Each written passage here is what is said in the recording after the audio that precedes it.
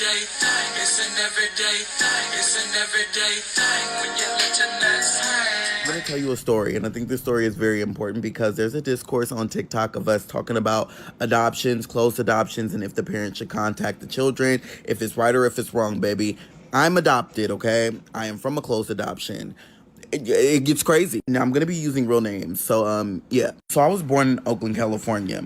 I was raised until 9 years old in Oakland, California. All right. Now, my mother, she was a daycare provider, but she also did emergency services, specifically when it came to housing children. Now, the reason that's important is because that is how my mother ended up getting me. Now, when my mother got me from emergency services, she said that when she seen me, she did not want to let me out of her sight. She knew that I was her child. Now, she said it took her about 6 months to complete the paperwork and everything to pass in her background for her to actually have me as her child. Now, when I became my mother's child, I wasn't even 1 year old yet. Growing up, the earliest memories I can remember were between 5 and 6 years old, me going to kindergarten, me coming home. I knew my mom had a daycare, and I knew the daycare would get out once the sun go down and all the kids would go home, and then I had my own room upstairs. My mom owned a big house. She also ran the daycare in her home. It had a big house. It was a 6-bedroom home. There were 4 bedrooms upstairs, and there were 2 bedrooms downstairs in the basement. She had 2 living rooms. One was separated by a big glass divider. It was a sliding door, and one side was where the adults would be, and the other side is where the living room or the kids' room was, which we called the kids' room, playroom, that she would do her daycare out of. Now, I had a normal life. I did not have a different life from anybody else. I was not treated as if I was an adopted child. I wasn't treated as if I was separate from the family. I was treated as if my mother was my actual real birth mother. That's important because growing up, I did not know that I was adopted. Now, when you're in the system, you get supervised visits from the state. Now, when these visits happen, they would visit me and my mother. They would talk to both of us, and they would talk to me separately. They would ask me questions like, hey, is everything going on right? Do you love your mother? Is everything in the house perfect? Like, is there any complaints or anything you want to tell us? And me thinking like this is just somebody that's visiting us as a child, I'm like, yeah, everything's great, everything's fine, because it is. My mother put this into our life program so well that I just assumed that every child was doing this. Now, between 9 and 10, my mother did not want to live in Oakland, California anymore. She wanted to move to Fairfield, California to be closer to her mother that lived in Fairfield. We ended up moving to Fairfield, California. My mom had a 3-bedroom house. It was wonderful, and she restarted her daycare services from there. Now, I was an overachiever in school, academically all A's. I never had an issue with that. I was always bullied, though, for being an academic child. It was so crazy to me because growing up, it was like I had to defend myself from so many different situations. I got bullied for it. And that was one of the main reasons why my mom wanted to move out of Oakland, California to Fairfield, California. Now, the school that I ended up going to was B. Gale Wilson in Fairfield, California. If you know, you know.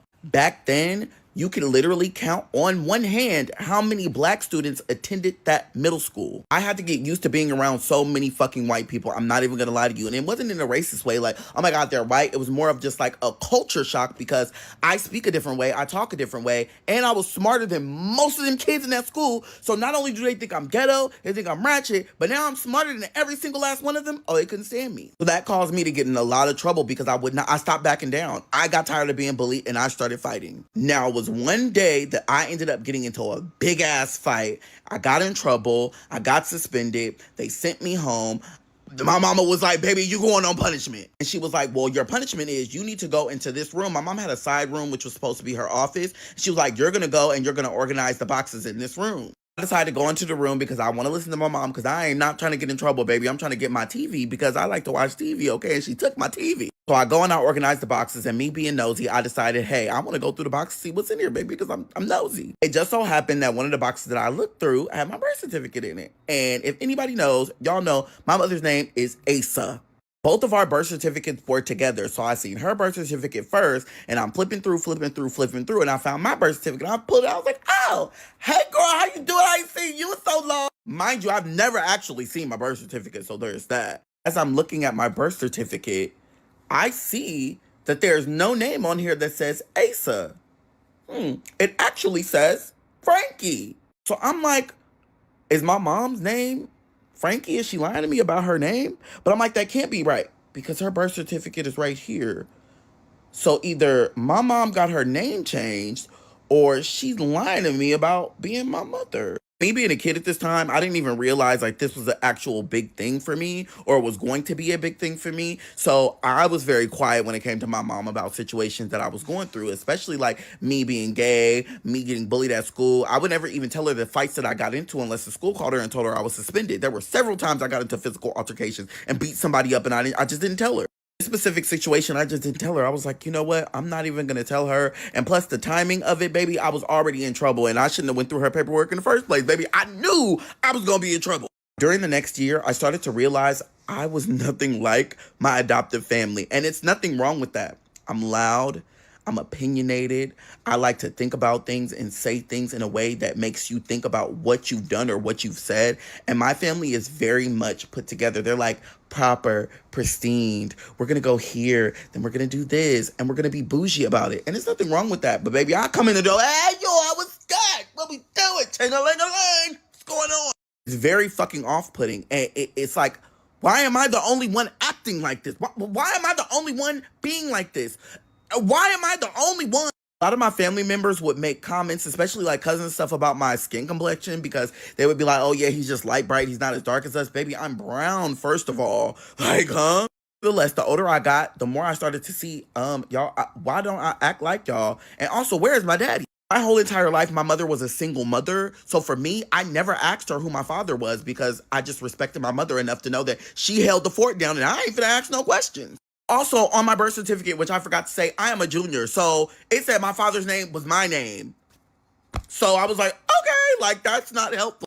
So if anybody says, oh yeah, you had access to the internet, you could have looked it up. I didn't have a computer, haha, or a phone. Okay, so every Friday, my mother loved to watch VH1. Specifically, she loved to watch I Love New York. She loved to watch Making the Band. And she loved to watch the BET Network as well. And there were a lot of shows on there that I loved as well. Of course, she would not let me watch it because she said it's ghetto and it's going to make your brain cells fry and you're not going to be an adult that's going to have motherfucking brain cells to use. All right, whatever. Now, sometimes my mom would let me watch these shows with her, but this specific Friday, when I got home, she told me to go upstairs. She took my TV and she told me to go to sleep and that she will see me in the morning. My food is in the microwave. Grab it, eat, and go to bed. Baby, I'm looking around like, God damn, what did I do now? So I go to bed because I don't have no questions to ask because that's my mama.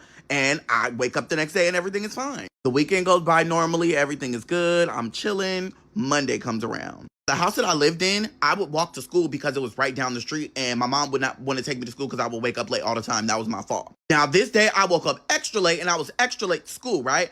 Well, I had this friend. Her name is Alexis and it is very important to this story. Alexis's mom would let her watch any kind of TV she motherfucking wanted to. Also, Alexis was into like, pop culture, R&B, watching and, doing the do. Anybody that knows. And her used to walk to school, but because I was so damn late, we didn't meet up today. Because I was late to school, I had to go through the front office. As I'm walking into the front office, the principal is in the front and he's like, oh, you gotta come here. And I'm like, what the fuck I gotta come here for? What did I do now? Like, did he catch on to one of my fights that I ain't tell him about? Oh, well, I guess I'll be suspended again. So we walked to his office, and mind you, I really don't like this principal because he just offsetting. It's Mr. Tiggerino, and I'm like, Mr. Tiggerino, what do you want today? Like, we need to have a conversation because you're going to be causing the school disruptance and I don't need any problems here. And I'm like, okay, I haven't done anything. And he was like, yes, you did. And it's not on your part, but we need to figure out some things before you go onto the campus. And I'm like, okay, well, if I didn't do anything, what's the problem? He's like, okay, hold on. Number one, he was like, you're famous. And I'm like, I'm what? Mind you, I'm like, what are you talking about? Me and him don't get along. So I'm thinking he's just playing. And I'm like, we not even cool like that for you to be playing with me. What do you mean I'm famous? And he was like, you're famous. The whole school is talking about you. And the fact that your mom didn't tell us anything, we're going to have to get some background information before we let you get back on campus. And I'm like, what are you talking about? Mind you, I don't like this man. So I'm starting to get irritated because I don't know what you're talking about. And I feel like you're playing with me. And I don't like to get played with. Like, I don't know what you're talking about. I have no idea what you're going through right now. But at the end of the day, we don't really like each other. And I don't like games. And he's like, well, it's going to be a situation because a lot of kids are talking about it. And I've already called your mother and she's on her way down here. And I'm like, what the fuck did I do? Like, you're not in trouble. But again, your family is famous. All of these kids are saying that your sister is famous and it's going to be a problem because it's going to cause a disruption for the school. And I'm like, what the fuck are you talking about? My sister is famous. I have one sister, and she is from Berkeley, California. I seen her last weekend. She's not famous. And he's like, your sister's not famous? I'm like, no, my sister is not famous. He's like, wait, so you don't know who your family is? I'm like, what are you talking about? I asked the principal, since you know so much about my family, who the fuck is my famous sister? Like, you can't use that language in this office. Your mother specifically told me not to say anything to you. Now, you have two options. One, we can send you to your first period class, and when your first period is over, either we'll come get you or your mother will be here and she'll come get you. Or you can stay in my office until your mother gets here. I said, baby, get me out this office. I'm going to first period now. He's like, okay, just go to class. Don't make any pit stops. And if you need anything, you can come back to this office. I said, I'm not going to need anything. I'm going to class. Goodbye. I'm walking to class. I step in the classroom and I see my friend Alexis, and she looks at me. Mind you, we sit in the back of the classroom anyway, so it's not like it was hard for her not to fucking recognize me. And I walk in and she's like, oh my God, it's Keyshia Cole's brother. And I just stand there and I'm looking around like, what? Like, what are you talking about? Oh my God, Frank, come here, sit down. Oh my God, you gotta tell me everything. I'm like, what the fuck? And then the teacher's like, what are you talking about? She was like, I need you to calm down, Alexis. Take your seat. And I'm like, okay, I'm gonna take my seat. So I sit down and Alexis is like, hey, we gonna cause a little scene or whatever. We gonna say we gotta go to the bathroom and then we gonna talk about it. I'm still gagged. Cause I'm like, wait a minute, did you say Keyshia Cole? Now, I was gagged because she said Keyshia Cole was my sister. And I was still kind of stuck because I'm like, what the fuck are you talking about? Like, I don't know what you're talking about. She's like, no, Keyshia Cole is your sister. They said your name on TV Friday night. And you know I watch all of the shows. Before me and Alexis could fucking come up with the scheme to get the fuck up out of the classroom, right? Here come my mama. I get pulled out of class. I go to the office and my mom's there. Now, the principal is like, can we sit down and have a conversation about this? My mom's like, no, come on. You're coming with me. We're leaving. And my buys, we leave.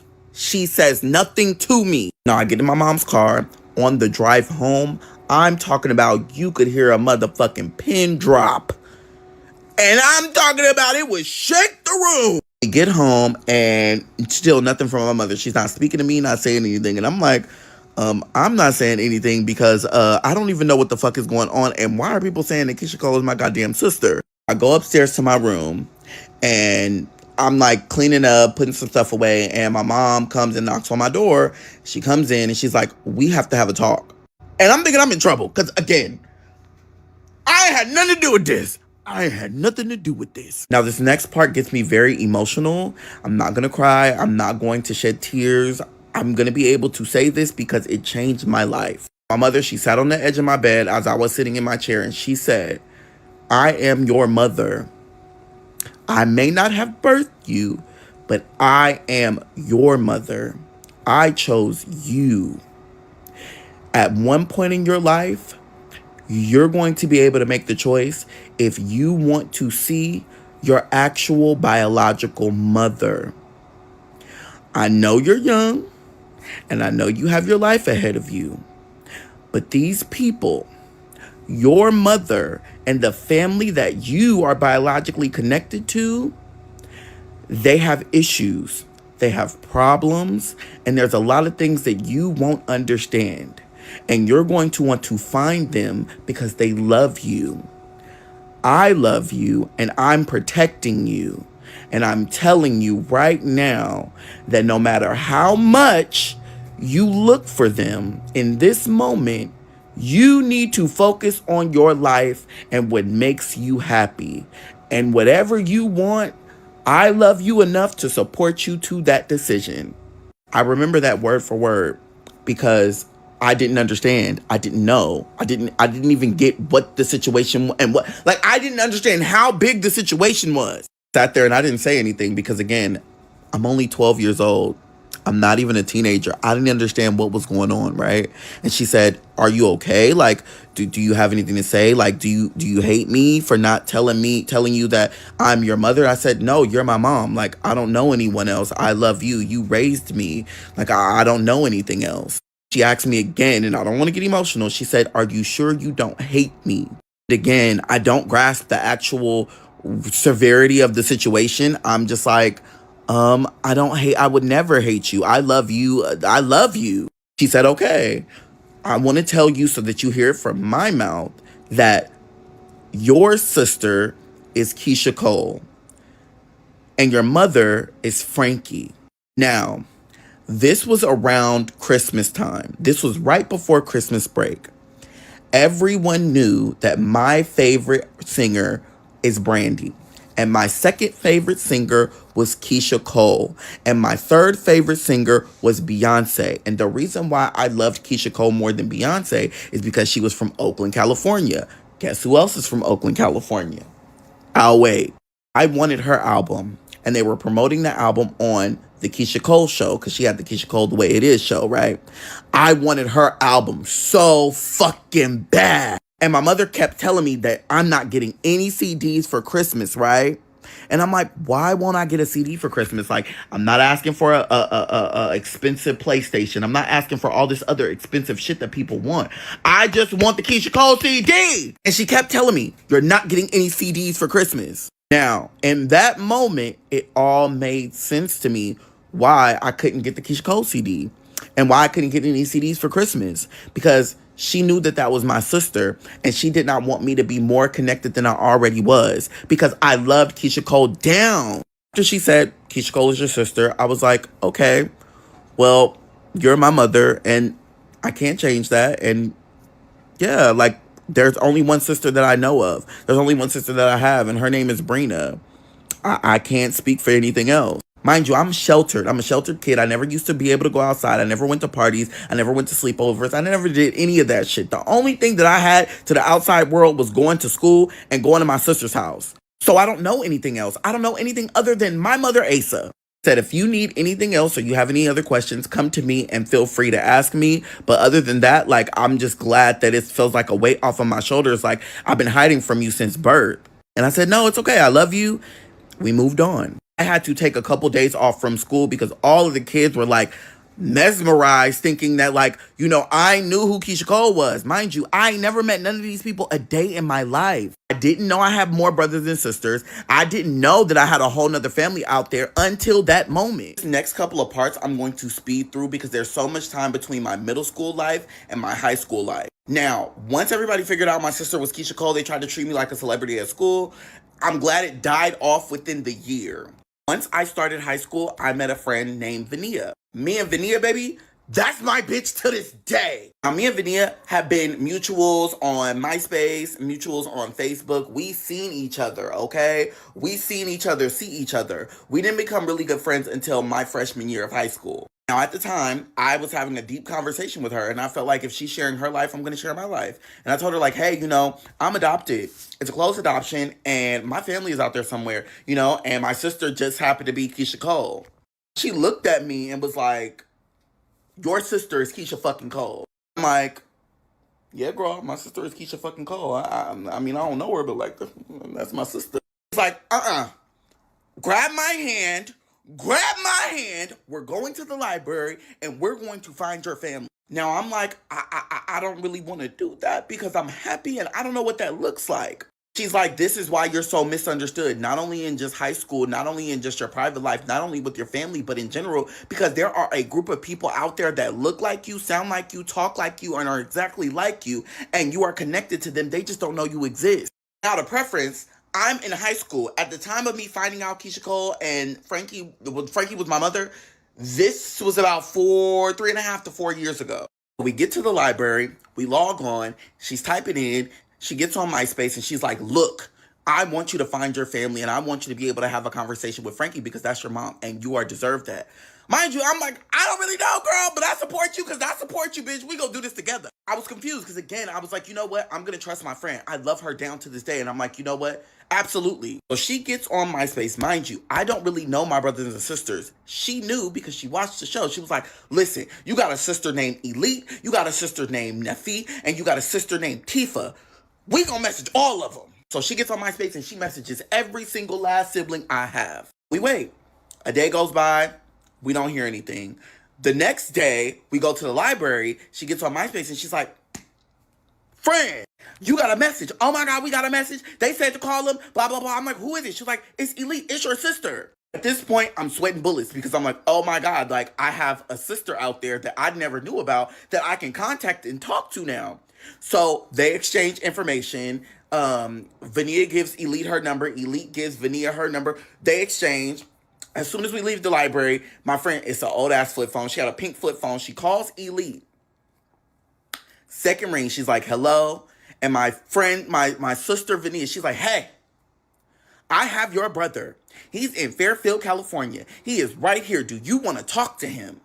She's like, yeah. Mind you, she put it on speakerphone. I'm like, hello? She's like, hello? I'm like, is this my sister? She was like, is this my brother? Immediate tears. Immediate tears. Like, where are you? Oh my God, I've been looking for you. We've been looking for you. The family's been looking for you. I'm like, well, I didn't know that anybody was looking for me because I really didn't know y'all existed up until today because I knew I had a sister named Keyshia, but I didn't know I had brothers and sisters. Like, that's crazy. Like, I'm going to give your information to Neffy because Neffy has been trying to find you and wanting to reach out to you. This is such a big thing. We're going to, like, cross paths and connect because where are you? I'm in Vallejo. And I'm like, well, I'm in Fairfield. She's like, oh my God, that's so goddamn close. Vallejo and Fairfield. It's like right across. We're right there. And I'm like, oh my God. She's like, I'm going to come get you. I was like, wait a minute. I don't think you could do that. Let me talk to my mama first. I don't even think this is a thing. Like, hold on. So the phone call ends and I'm like, friend, I don't know because I got to talk to my mom. She's like, fuck, you got to talk to your mom. At this moment in time, I did not know that Neffy and Frankie were actively looking for me. So again, you got to put it into perspective of I have a family that's looking for me. I didn't know that I had siblings besides Keyshia, and I also did not know I was in a closed adoption. Backtrack. I knew I was in a closed adoption. I did not know what it meant to be in a closed adoption. Again, I knew I was in a closed adoption because my mother said that.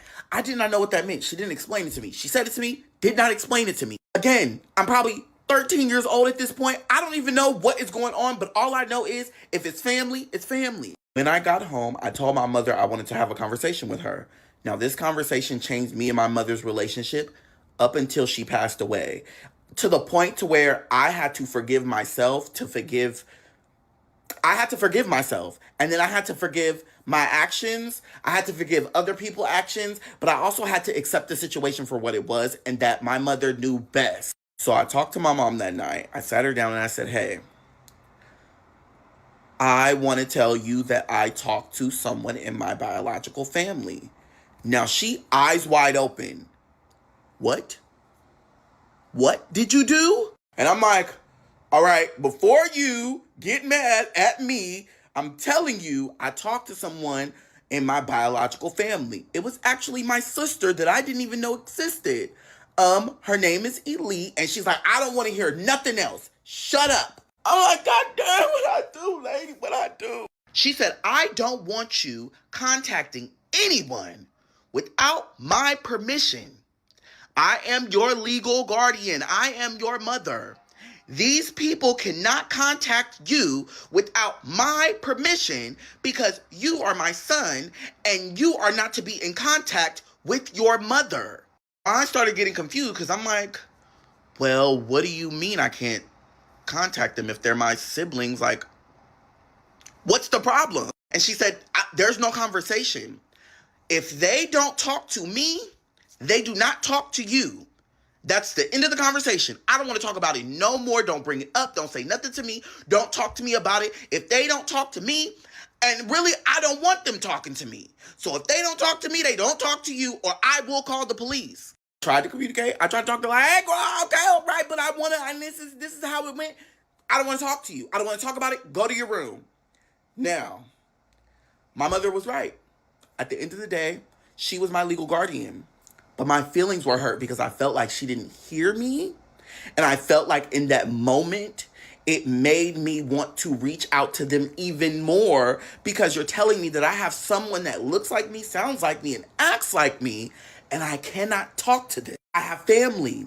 And for the longest, I've been feeling like I was disconnected from everyone because they say I'm not like them. They always say I'm a light bright. They always say I'm something else. I'm different. I'm sugary. I'm sweet. I'm loud. You know, I'm what is it? Too much. But now I have a family that acts just like me. Why wouldn't I want to be a part of their life? That moment, I wish that I would have made the decision to just listen to my mother and not try to chase a family that I knew nothing about. And it's no shade to anyone. I chased something as a kid that I was not prepared for. That situation caused me to dislike my mother so much, I ran away from home. And I want you to listen to me clearly. I ran away because I felt like I was no longer a part of my mother, because she told me the people that I'm bloodline connect to, she didn't want to talk to, and that I couldn't talk to them. Well, if I had to make a choice, I'm going to choose blood over everything, right? That's what my mindset was. Again, I'm 13 years old. More arguments between me and my mom happened. More fights at school happened. I felt like I could not communicate with anybody. I felt like the only people that would get me would be the people that acted and looked like me. And the more I did my research on my family, the more I seen their voice or heard their voices, seen their faces. They look like me. They sound like me. They act like me. I'm crazy too. They crazy too. I like to talk. They like to talk. They loud. I'm loud. It felt like I was missing a part of me. One day, me and my friend Vania, I told her, I want to leave. I don't want to be in my mother's house anymore. I want to leave. I'm tired of it. I don't feel like she accepts me being gay, which my mother didn't. That's a whole nother story for another day. And I also feel like she doesn't accept me for where I come from. And if you can't accept me where I come from, you can't accept me right now, I have to go. My friend was like, don't leave the house. That is your mother. That is your mother. You don't leave that house. I said, I have to go right now. She's like, I love you. Come stay with me. We'll come get your stuff and we will leave. We packed 8 garbage bags full of my clothes and we walked them down to the bus stop. My mother chased us to the bus stop because she seen me and she yelled for me out of the passenger window. Get in the house! Get in the car! I need you! Get in here! You're my son! I said, I'm leaving. And we got on the bus and the bus drove off the opposite way from where my mother seen me. It was one of the most heartbreaking fucking days. Oh, by the way, it was fucking raining to the point to where I couldn't even fucking breathe. I was crying. It was raining. It was raining on my friend. It was just so much fucking going on. I couldn't even fucking... Me running away from home was the fucking worst idea that I could ever fucking come up with. And it was the worst decision of my fucking life. Not only did I run away from home for a family that I didn't even know, I ran away from home because I felt like my mother didn't accept me for being gay. Crazy, right? Again, that's another story for another day. But at the same time, I left because I felt like I wasn't a part of her when she raised me her whole entire life. I was fucking wrong. I don't even know to this day how much stress I caused my mom because I was gone for about 3 to 4 months. I was still going to school. I was living with my friend, but not even only just that, I was trying to get in contact with my family. Now at this point, I'm still living with my best friend Vania, and I love her down because again, she took me into her home. Even her mom took me into her home, and they did not have to. I could have just gone home like I fucking should have, okay? But again, I was chasing a family that I knew nothing of, and I felt like there was a piece of me that was missing. And in order for me to get that piece, I had to go find them and I had to go be with them. Communication between me and Elite have been sparse. We really didn't talk. Like it wasn't any kind of like close of a relationship with the next couple of months that were going on. But I ended up getting in contact with Neffy. Now my sister Neffy, at this point in time, I don't know where she lived, but I accidentally gave her my mother's house phone number. Oh my fucking God, my mother went the fuck off. She called my friend Vania and was like, tell my son I said, don't have them people calling my phone asking me about anything. And when he's ready to come home, he can come home. But he can't come home if he got them people in his life knowing that they ain't no good for him. Now, mind you, I'm confused because I'm like, why are they no good for me? Like, what are you talking about? Like, they're just normal human beings. Like, I'm confused. Again, I don't know anything. I don't know anything other than what the internet knows, okay? So whatever y'all knew about my family is the same thing I knew about my family. Now, that same month, it's summer, so now we're into June. I get in contact with my Aunt BB, who lived in Stockton. I stayed with my Aunt BB for the summer vacation, and then I ended up coming back to my mother's house after that. Now, if y'all don't know who my Aunt BB is, she is Frankie's sister, all right? So that would make her Keyshia Cole's aunt, which is my aunt, which is all of my brothers and sisters' aunts, right? So she has met, housed, and dealt with them on her own terms. The house that she lived in Stockton, Keyshia Cole actually filmed the show in. After the show, she ended up giving it to my aunt, who lived in Stockton, which is my Aunt BB. At the time when I was living with my Aunt BB for those 30, 35 days, I was 14 years old. I wasn't an adult. There was nothing that I could do to really do anything other than be me. My aunt was a pastor. I did not know that prior to me going there. So she was very much into the Bible. Loved it. It was amazing. I learned my Bible through my Aunt BB. That's why I tell y'all when y'all come on here and y'all try to be social justice warriors using motherfucking clips from the goddamn Bible. Baby, I know the play. I know everything about the motherfucking Bible you probably think that you thought. I know. Nonetheless, I was at my Aunt BB's house for 30 days. I tried to reach out to all of my brothers and sisters, and no one had anything to say. It was a very weird time because I felt more connected to my aunt in that moment. It felt like me and her had a moment to actually get to know each other and really be around each other. And she called, texted them every single day. And granted, people have lives. I completely understand. Back then, people have lives. People got kids. People got bills. People got jobs. But the way it was painted for me as a 14-year-old boy, as a kid who wanted to be with their family, it made it seem like it was a big achievement for them all to be together. And not one of my brothers and sisters came and see me. Not one in the 30 days. And a lot of them lived in the Bay Area. Not one of them came to see me. Now, I knew Keyshia wasn't coming. I don't know if where Neffy lived at the time. My other brother, Sam, we met up later down the line, and I love him to death, but that's another story for another day. Robert, I didn't know where he was at. Elite, I knew that she was in Vallejo at the time, and I knew Tifa was in, I think, Fairfield at the time. I don't remember. I really don't remember. It's such a fucking long time ago. As a young boy, that broke my heart because as I was leaving my aunt's house, she was sad because she was like, they didn't come see you. It's okay. Next time. It'll happen next time. It'll happen next time, and we'll get the family together next time, right? But in my head, I'm like, I was here for a month, and everybody made it seem like, when I first got here, they were, oh, that's another thing. Let me back up. When I first got there, she called everybody, and I talked on the phone with everyone except for Keyshia, understandably so. Picture was painted to me that they wanted to come see me or I would be able to hang out with my siblings at least one day. I didn't get to do that, So it kind of like painted this picture of just like, damn, this is like, are they really my family? Like, am I at some strange lady's house? Like, is this really my family? I leave, I go back home, all right? My best friend, she dropped me off at home with all of my things. My sister is there, my sister that I fuck with today, that y'all see me in videos every single fucking day that was at my Halloween party. When I tell you, she was so happy to see me, and my mom cried and she cried, and they were so happy to see me, and I was like, it broke me because I felt so bad that I had been gone for 5 to 6 months at this point, and they have been worried to the point to where they were like, we were going to call the police, but we knew where you were. At this point, I was so hard because I was able to mask my emotions in a way that I didn't have to deal with the pain and the letdowns and the different heartbreaks and not being understood. I didn't even cry. I just gave him a hug. I was like, oh, it's nice to see you. I laughed a little bit. And then our days just went by like nothing happened. 2 years goes by. I'm 16. I get a call from my aunt. Mind you, I don't have a phone at this point. She calls my best friend, who calls me on my mom's house phone. She's like, wait, I'm coming to get you. I'm coming to see you. I'm coming to see you. And I'm like, okay, bitch, come see me, girl. I love you. She comes and gets me. And she's like, your aunt called me and she said, you're going to be able to meet your mother tonight. She's going to be in Oakland, California because Keyshia has a show and they're all going. I was hurt from the last time of me not being able to see my siblings. So I was like, you know what? Fuck it. Let's go. Now, originally, I was going to pay for my own ticket to her show. But my aunt said, no, save your money. That's your sister. We're getting in.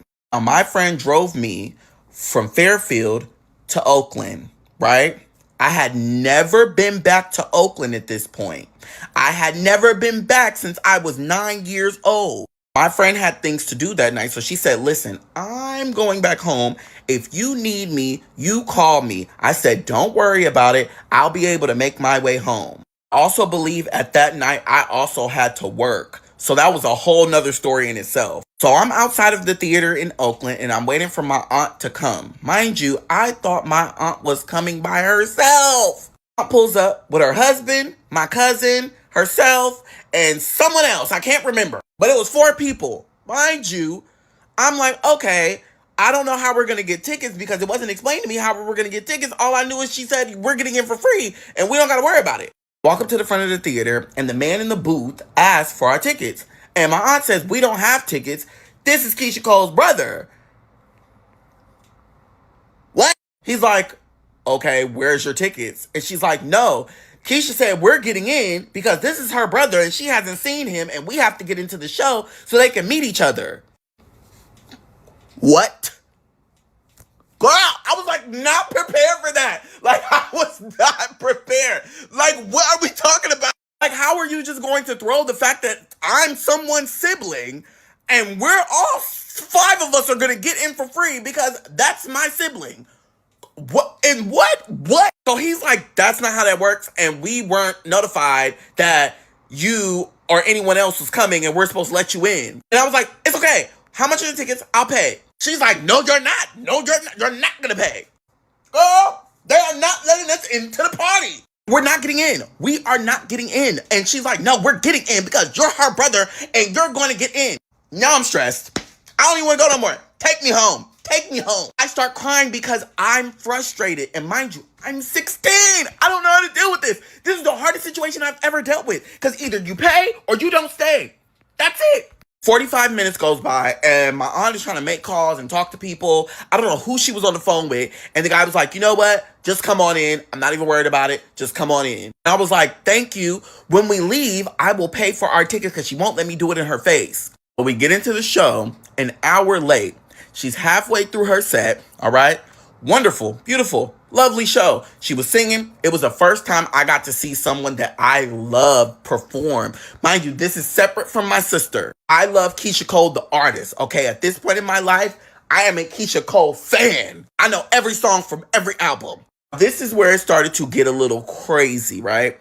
So she did meet and greets with people who paid for the meet and greet tickets. I'm thinking we're going to go to the show and we're going to leave. My aunt's like, no, we're going to stay and you're going to see your sister and you're going to hug her and we're going to take pictures. I'm like, I don't know about that, sister. It was hard enough to get in this motherfucker. Now you want to do a meet and greet? These people pay their good top dollars? Girl, I don't know. So we wait until the line goes down, right?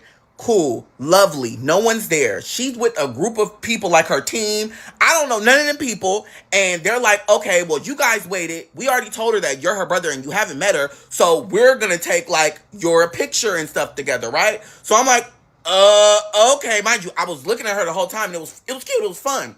But first my aunt goes, she takes her picture, come back. And she's like, come on, it's your turn. Go, go, go. So I go to the front. Mind you, before I walk up, I need you to know the outfit I had on. I had my work shirt on with an orange jacket over it, blue jeans, and some orange-ass motherfucking high-top Nikes. And a goddamn blue and orange Charizard beanie on. We're going to get into that. Oh, and I had a motherfucking leather jacket on top of that, a brown leather jacket. Bitch, what? I looked the goddamn fool, looked the goddamn mess. But again, it was a crazy day. We're not going to judge me. So I walk up and I see her and she sees me, right? And she's like, oh, that's how you looking? Girl, what? I don't even want to be here no more. Because first of all, like, what? Girl, I know you're not judging me for how I motherfucking look. Girl, you're lucky I came in the first place. My immediate response, because I'm very witty, I say, yup. Yup. Do you want a picture or not? She's like, oh, yep. You're my brother. Mm-hmm. Yep. And absolutely. Mind you, it was a girl next to her and a couple of dudes on the left-hand side of her. And on the right-hand side of her was a couple of dudes as well. And they all start laughing. And I'm like, what's funny? And everybody got silent. Because I want to know what's funny. And it reminded me that, number one, I don't know none of these people. Number two, they see that I'm gay and they see that I'm feminine and they see that they don't like that and they think that it's funny to laugh at me because they think I can't take a joke. Baby, oh, I can take a joke, but I like to crack people too. So let's get it cracking. So me being the funny motherfucker that I am, the girl who was standing next to her that laughed, baby, I was like, okay. I squeezed my ass between them, turned to the right, cheese. Bitch, I know she was motherfucking mad. Like, I know this little motherfucker didn't just squeeze in between us and did. So after we took, I think, like 3 pictures, she was like, I'm happy to see you. Oh my God. And I was like, I'm happy to see you too. Like, oh my God, like, my sister, you're my actual sister. I finally got to meet one of my siblings. Like, I got to meet my siblings. It's like, oh my God, are you going to your grandmother's house tonight? And I'm like, my grandmother's house? Girl, I didn't even know she was still alive. I didn't know I had a grandmother. Like, well, duh. I mean, somebody got to come from somewhere. Like, where does she live? He said, she's in Oakland. I want to talk. I want to have a conversation. Go to your grandmother's house. It's in Oakland, and I'm going to come there later tonight, and me and you can connect. And I'm like, okay. Okay. Like, wow. You're being a sister. Wow. I have another older sister. Wow. I have a sister. Like, I was so happy to have another sibling. And wow. And it wasn't like a starstruck, like, oh my God, Keyshia Cole. It was like, I was so happy to have someone who seen me and they kind of understood, like, I know why you act like that. It's in our genes. Like, because I got tired of feeling like I didn't fit nowhere. God, I can't be loud. I can't be sarcastic. I can't be me. And it's like I had to tone everything down in order to fit in. Or I had to tone everything down to be understood as a person. I didn't have to do that because, baby, I'm like you like me, we like each other. Oh, me and my aunt and my cousin and I think it was another friend that she had and her husband, we go to my grandmother's house. Mind you, and I want to be very clear, I'd never seen this house before. I ain't never been here before. I ain't know what to expect. Girl, we get to the ghetto. And let me tell you something. Wait a minute. Before you say anything, I did not grow up in the ghetto, okay? I don't know what that looks like, okay? I grew up in West motherfucking Oakland in a nice motherfucking house. My mother protected me. I was sheltered, okay? I'm a hood baby at heart, though. But I also tip my hat off. That's why I tell people, listen, it's okay to be educated. It's okay to be from the motherfucking suburbs, girl. You better claim that shit. But, yeah. I'm gonna be saying out here, I'm a gangbanger and I've been through the streets and, not me. My adult life, that's another story, though. Childhood, I was from the suburbs. So we get to her house in Oakland. And if you know anything, once you start getting to the 50s, the 60s, oh, you know what it's like in Oakland. We pull up and we get out of the car, all right? Now, my grandmother has a big red fence that covers her motherfucking house up, okay? Cool.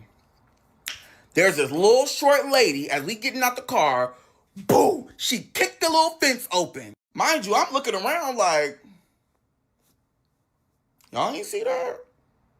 You ain't see that? And it's pitch black darkness. I think it's about like 11:30, 12 o'clock at this point. This lady with a little scratchy voice on, man, who the fuck pulling up to my mama house? Who pulling up to my mama house? Is that BB pulling up to my mama house? Aunt BB was like, there go your mama, there's your mother, your mama is here. I'm like, my mama? Mind you, anytime anybody mentioned Frankie, they did not know where the fuck she was. Everybody kept telling me, I don't know where Frankie is. I don't know where Frankie is. We don't know where Frankie is. Frankie could be anywhere. We don't know where she's at, but we know she's alive. How the fuck do you know she's alive if you don't know where the fuck she's at? That's confusing to me, but I digress. She's walking closer to the car, and my Aunt BB gets out. Mind you, she's still sitting in the car saying that that's your mama. I'm standing outside the car. She points, and she's like, Frankie, this your son. This your baby. Come hug your baby. She looking dead at me at this point, and she's like, I ain't got no dick in a booty ass son. And I'm like, who the fuck is this lady talking to? Now, my natural instinct was just to ignore this motherfucking shit because I don't like to disrespect adults. But at the end of the day, you got me fucked up. Said, you got a dick in a booty ass son just like I got a crackhead for a mama. I don't know who the fuck you talking to. Everybody's like, oh, no, don't do that. No. Oh, no, we gonna do that tonight. You wanna get it crack-a-lackin', booty smacking, bitch? We can start from the top. Mind you, this is our first interaction. I'm talking about this is the first time that I've ever heard, seen, smelled, or been around this woman. And you're going to be homophobic? I don't give a fuck about that, baby. If you're gonna throw him, make sure you can take it. Everybody tried to step between us. She laughing like the shit is funny. She's like, that's my son. Talking about, you gotta be a little witty to get it. That's how I know you my son. I'm looking like, what the fuck is going on in this bitch? I don't want no part. Asa tried to protect this fool. Any situation where it's a mess and he get messy with him and then it's all good, man. Asa tried to save this man from this bullshit, but he wanted to know what it is and I get it. I'm hot, I'm aggravated, I'm irritated. I'm like, I'm ready to fucking go. I'm at this point, I'm leaving. I'm leaving. My aunt grabbed my shoulder and she was like, that's your mama. Go hug her. I don't care what she say. Go hug your mama. You want me to hug the lady that just told me that I'm not dicking a booty? Okay, all right. Okay, all right. For you, for the pastor, for God, for the Bible studies I went to, for the word, I'm going to do it. I'm going to do it. I get close. I hug her and she start crying. Oh, my son, I love you. Mind you, at this point, I'm like, should I body slam you? It's really not funny, but in that moment, I did not feel the tears. I didn't feel the emotions because I had never in my life, I had never in my fucking life been approached like that by someone I didn't even know existed in this area. She was like, I just love you. You look just like Neffy. I don't understand why we haven't been together. I'm like, girl, I'm 16. I could understand why we're not together. I got took from you. Said, forgive me, please forgive me. I hope you don't hold any grudges.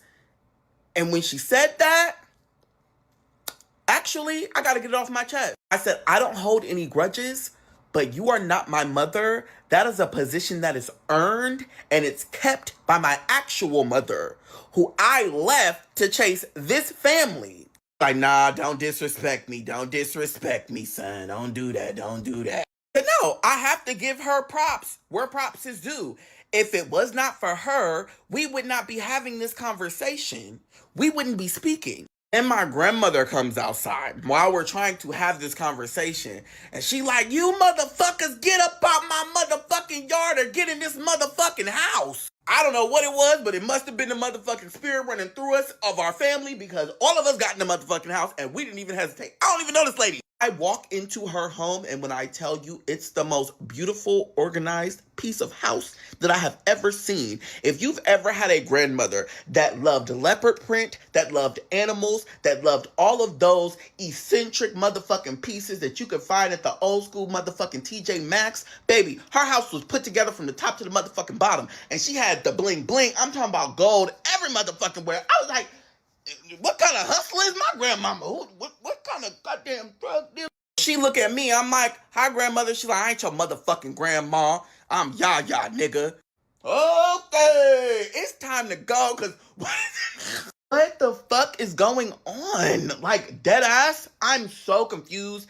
What is going on? So I said, okay, Yaya, I am so sorry. She was like, don't apologize. Come correct next time, motherfucker. I will never forget that. I'm telling... Oh my God, this story is so hard to fucking tell because it pisses me off and it makes me very, very sad because of what it's like today. And I sit down and I'm like, I love you. I love the way that you are. You are me. She said, no, nigga, you are me. And remember that shit. I said, okay, girl. I'm gonna remember that. She said, now where your funky ass sister? Oh, which one you talking about? Oh my God. I'm like, I just seen her at the show. She's like, yeah, is she coming over? Where's she at? I said, I don't know. I actually don't know. If you really want to. And then my aunt gets a call and she's like, it's Keyshia. I'm like, oh, there she goes. She over there on the phone. Don't hit me. She right over there. Let me pass you. Let me pass you, girl. Don't get me. My grandmother snatches the phone and she's talking to Keyshia. I'm like, thank fucking God. Because she was in my motherfucking face. I go to her fridge because I'm like, oh my God. Oh, I had asked her if I could have a water. She said, absolutely. So I go to her fridge because she had the little mini water bottles. I go to the fridge. I give me a little mini water bottle. I'm like, well, this is cute. I'm going to have, a little bit of water. And my aunt was like, put that back. And I'm like, girl, why would I put that back? I'm thirsty. I want some water. She said, that's not water. That's vodka. I said, no, it's not. It's a little mini water bottle. Why would it be vodka? She was like, that's what she does. She screws it out. She pours the water out and she pours the vodka in a little water bottle. She probably going to kill me for saying this and somebody probably going to tell her, but that don't matter. This is my experience. And so I had to put the water bottle back because it was vodka and I couldn't drink that. But that's neither here nor there. I take a seat in the kitchen. I'm like, let me not touch nothing because she got some expensive stuff and I don't want to break nothing. So she's talking on the phone. My Yaya is talking on the phone with Keyshia. My aunt is standing right there so she can, try to listen through the phone to see what's going on. Me and my cousin are talking. And my mama had went outside, right? Frankie exited stage left. She come back inside. And she brings my sister, who I didn't know was my sister that I met before. Tifa looking at me, I'm looking at Tifa, and I'm like, what you doing here? Mind you, we don't like each other. Now, to give you a little bit of backstory, my friend Vania was dating this man. We're not going to say his name because he's a weirdo. She was dating a man. He was cheating on her, and he was cheating on her with my sister. That's the picture of them at the grandma's house. That is crazy. Somebody got it in the comment section. That is wild. We ended up going to the mall one day, found out he was cheating. The girl was at the house. We went to the house. She wasn't at the house. We knew it was a girl there. We came back to the mall, met up with him. The girl ended up passing by. Whatever the story may be, they get to rumbling. They fight. My friend beat her up. She beat my sister up. We ain't gonna talk about that, but we saying it. And then I'm seeing this same girl staring at me in my face at my yaya house, and they telling me that this is my older sister. So I'm looking at her like, she looking at me and she like, what the fuck is going on here? We both bust out laughing. I'm like, not you, my motherfucking sister. She like, yeah, brother, yeah, where your friend at? Where your fucking friend at? Cause she did me dirty. I'm like, take me home. Because why would you be my sister out of all fucking people? Like, how do I even explain that? Then this dude with dreads walks in and he's like, oh, is that you, my brother? And I'm like, who are you? He's like, I'm Robert. I'm your brother. And I'm like, oh, I didn't even know you. How many of us is there? He like, it's 7 of us and you the baby that we was looking for. I said, I'm the baby. Wait a minute. It's 7 of us. God damn. And my mama started crying. She like, oh, all my babies are in the house together. And I started getting overstimulated because I'm like, first of all, I'm dealing with my grandmama who cussed me out. I'm dealing with my mama who cussed me out. My auntie over here saying goddamn Bible verses. Everybody's goddamn drinking except for me because I'm 16 and we don't do underage drinking. My cousin over here crying because she's like, oh my God, all my family is together. Tifa talking about where your friend at because I want to touch her fat ass even though she got beat up. And my fucking brother is like, I love gay niggas.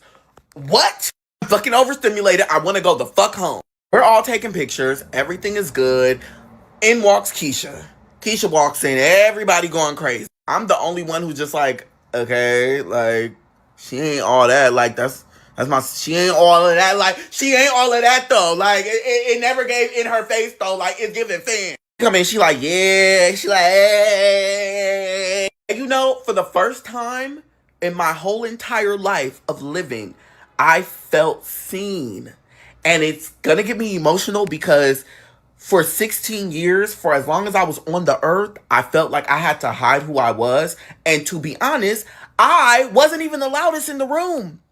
My character wasn't the loudest in the room. My voice wasn't the loudest in the room. By far, it's Tifa. She was crying, singing, twerking, crying, singing. I ain't never seen no shit like that a day in my life. But we all laughing because we like, what the hell is Tifa doing? What is going on? And my sister like, yeah, that's Tifa. Keyshia like, yeah, that's Tifa. Robert and Keyshia are talking. My grandmother and my aunt are talking. It was like, I don't know. It felt like I was a part of a family, and it felt so good, and it felt so necessary for my spirit, and it almost like got me to tears in a way. Once Keyshia got there, she was like, did everybody eat? Are y'all full? Are y'all hungry? What's going on? I was like, I can eat. I can eat, baby. You asking the right questions now, sister. He's like, okay, well, let's go up to the street and go get something to eat. So we all get in the car. Me, Tifa, my brother, and my mama, we get in the car. Her security was in the car outside, too. He was outside for a long, long time. So we get in the car and we go to the, I think it was McDonald's. I really don't know. I don't know. We get us some food. We come back. It was almost like I was actually with my fucking family. Like, oh my God. Tifa was next to me. We was hugging. We was crying. My brother was next to me. She's in the front seat. We all talking. We chilling. We vibing. Like, what is going on? It gets late. Keisha's like, I gotta go because I gotta get prepared to go to the next city to do my next thing. Girl, bye. You gotta go. Peace. I gotta go because I got to go to work too. You know, we all share personal conversation. I'm not gonna share that because I remember, but it's very like, for me, it's sentimental. But we all got to be together, and not all of us, but like I got to meet some of my siblings, and I got to meet a part of my family, right? So I ended up going to my sister's house specifically this night, and I called my friend. Her name is Kairani. I called Kairani. I was like, hey, do you want to go to my sister's house? She said, absolutely. So we went to my sister's house. It was a whole thing. Now, when I say my sister's house, this is on my adopted side of my family, and it's Brina, the one that y'all see on TikTok all the fucking time. I didn't tell my sister what the fuck I did that night. I didn't tell nobody that night specifically because I didn't want to get in trouble. Because remember what my mama said to me about if I was to ever talk or be around them people? Yeah, she would, yeah, I ain't want no part. Now, I get home the next day. After I go to work, I get home, and my mom has some questions. She asked me, what did I do last night? And I'm like, oh, I just went out with some friends and I went to work. She's like, no, like, where were you last night? And at this point, I started panicking because I'm looking around. I'm trying to think, like, in my head, how many possible scenarios could she have? What can I go through in my head to figure out how she would know where the fuck I was at? Because I don't know how she would know because I don't have a phone and she don't have social media. My mom didn't have social media. So how the fuck would she know? Before I even get into how she found out, let me tell you how she found out. So number one, my sister is all over social media. She had like 3-4 pages at the time, right? On my adopted side of my family. She followed my friends, right? I took a picture. Remember I told you me and Keyshia was taking pictures together and all of us was taking pictures together and all my brothers and sisters, we had pictures together? Yeah. Somebody sent them to me, so I sent them to her. Yeah, and then she posted them on Facebook. And my sister seen it and she told my mama. Stupid, right? Oh, my mother asked me, hey, where were you last night? And I'm like, I was with my friends. I told you. She said, I asked you, where were you? And I was like, oh, you're asking me like location? Oh, I was in Berkeley, with Kairani. And yeah, I don't even know what fucking lie I came up with, honestly. But I know I said I was with Kairani. I know I said I was with Berkeley. She was like, I don't like that you're lying to me. I'm going to ask you one more time, and you're going to tell me the truth. Where were you? I said, we went to a show. She said, whose show did you go to? I don't know why my stupid ass said this. And I remember this I said Beyonce. She said, you wasn't at no fucking Beyonce concert. You went and you saw your sister. And immediately I'm like, ooh, yeah. I was like, the tickets were gifted, and me and Kairani went. She's like, no, you didn't, because you took pictures with her, and Kairani wasn't in not near one picture. I said, oh, she didn't want to be in them. She's like, no, because you took pictures with your aunt. I have the pictures right here. She said, and then I caught you with pictures with Frankie. Yeah. I was like, yeah. Do you know right now I can call the police because you are in a closed adoption. You are a fucking minor. I can call the police right now and I can have her locked up in jail right now because she's not supposed to have contact with you. Like, how am I supposed to know that? How am I supposed to know that? And she was like, I told you, you don't have contact with them. They contact me. If they don't contact me, you don't contact them. And now I'm crying because I'm like, yo, like, why are you being like this? Like, chill out. Like, I get it, but chill out. Like, come on. And she's like, no, like, it's no chill. You either respect my rules or you will get out of my house because I don't think that you understand how much disrespect you just did me. Like, I didn't disrespect you. I gave you respect the whole entire time I was there. And she's like, no, you didn't respect my wishes. I told you not to go, and I told you what to do, and I told you how it should be, and you did not listen. That means you don't care about me. I'm like, I do care about you. Are you listening to me? She said, well, if you don't listen to me, you can get out. I said, okay, all right. If you want me to get out, baby, don't worry about that. Don't worry about it, sweetheart. I'll pack my bag. But actually, Part 6 didn't upload, but I'm going to explain Part 6 very quickly. I'm not going to make this a long video. Then I'm going to post the other parts because it won't upload. Around 2009 is when my mom lost her home. And around that same time is when I ran away from home because I was gay and I was trying to understand and figure out my sexuality in Fairfield, California, of all places. This time when I ran away, I ended up leaving to go to my boyfriend's house. I stayed with him for about 6, maybe 7 months, and my mom ended up actually losing her house, losing our home, and losing her business because she got sick. My mom had a heart attack. Actually, my mom had 3 mini heart attacks that led up to a bigger heart attack. The only reason I found out my mom even had a heart attack is because the day that she had her heart attack, I decided to go home and get some clothes. The doors were unlocked. No one was home. The number one thing everybody knew about my mother was she always kept every single door locked and the porch light on. The porch light was off and the front door was unlocked. So my mother ended up having a heart attack. She ended up in the hospital. We ended up losing the business. She ended up losing the home. We ended up having to move from a 4-bedroom home down to a 1-bedroom apartment in Fairfield, California. There's a lot of things at play right now. Number one, my mother is sick. We're in a 1-bedroom apartment. She's battling with chronic illness at this point. She had a thyroid problem. I'm in school with the job, trying to figure out how to graduate, how to deal with things. I'm trying to figure out my sexuality. I'm also trying to deal and figure out with this family that I just now have met and trying to understand what that looks like. My mom is now telling me to get out of the apartment because, again, she told me if I speak to those people when I don't have the permission to by myself, that I need to listen to her rules or I need to get out. And that's what I did. So this is...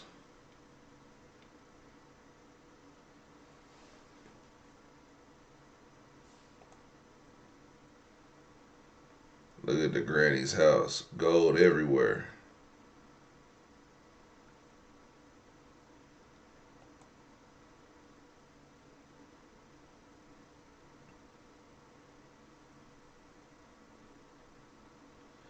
I mean, yeah, he do look like his siblings.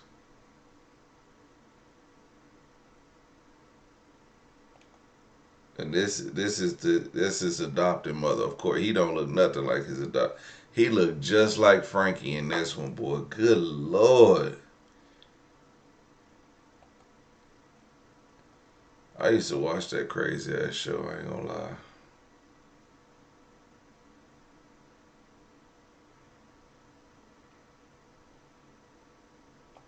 Oh my God. Is that him with Frankie?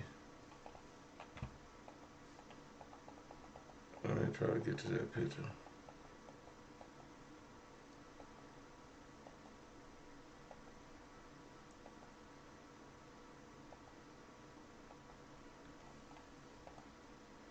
Yeah, that's Frankie and the grandma. God damn, they do look alike. Ooh wee, everyday people. Yeah, man, I got one more day of work until next week. I didn't know that this story was gonna be this long, for real, for real. I really thought this was might have been like a 2-part story, a 3-part story. I don't even be paying attention to these stories before I line them up. I was like, yeah, I'm gonna do about 3 stories, 4 stories. Damn, we only really got to 2. But like I said, I'm gonna post all the stories, including my reactions, because Frankie was tripping. Oh my God, man! Imagine meeting your mom and she just pop out. I ain't got no dick in a booty ass. Be like, what? Oh, and you know what? At the end, I was kind of getting a little. I felt a type of way about the. I felt a type of way about the mom. The adopted mom, because I know she wanted to protect her son, but she was saying it's his choice, and him being older or getting older, I think it'll be, man, it's their choice at 18, says Honey Mama. I get that. Discussions with Drea says, me too. She had me in my feelings, telling him the other family has to go through her, but then when they call, she don't want to talk to them. Make it make sense, Mom. Yeah, that's what I didn't understand. And well, from watching them on TV, I kind of gotta understand why she would want to protect her kid from that family. You know what I mean? Logically speaking, it just makes sense. And you know, of course we see the proof is in the pudding with that family. Um, I think this guy had. I think he. You know what? That just goes to show, if had he been with that family, he would have been just as messed up as everybody else. And I think this is the second video that I've done to him, and I think he's living a pretty decent life based on his circumstances. Um, I think he's still gonna be who he's gonna be, but I think he had a better chance at life being with his adopted mom than he'd had with Frankie. With Frankie, he would have been in jail, on drugs, on ADHD medicine, all type of stuff. Kenson says, I wonder, did she think he'd love her less? Um, in my opinion, I do think that the adopted mom would have believed that he would have. Oh, did Frankie die? Frankie must have died.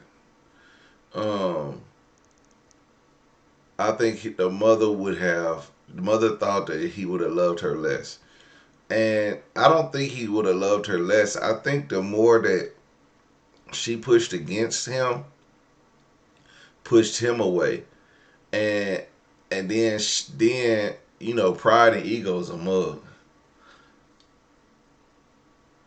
and she would have her telling him, they go through me and all this. That was her pride and ego. When she should have, you know, I mean, 12, 13, 14, 15, the cat's out the bag. So the cat's out the bag. Everybody know who's his family. He just had to figure out a way to, or the mom should have figured out a way to make it work for him. What's best for him was to really stay away from that family, but him wanting to know, his curiosity was obviously taken over. And with that curiosity taken over, you can't stop it at that point. You just gotta let it go. You just gotta let him do what he do and not push back on him. You know what happens when you push back on your kids? They go and do more. You know? Even when you try, you could tell your kids the best advice that you have, the best advice you have, and they still gonna do some dumb shit. And you be like, you're not listening. You're not listening. You're not paying attention to what I'm telling you.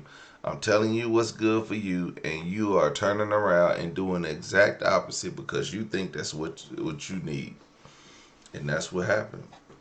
And I think once we get to the end, he's gonna figure that out. I think he's gonna figure it out well, because I mean he still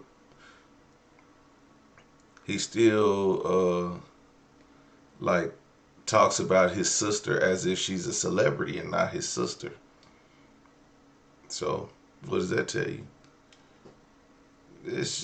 They only care for so long, and and then not only that, his sister will probably be like,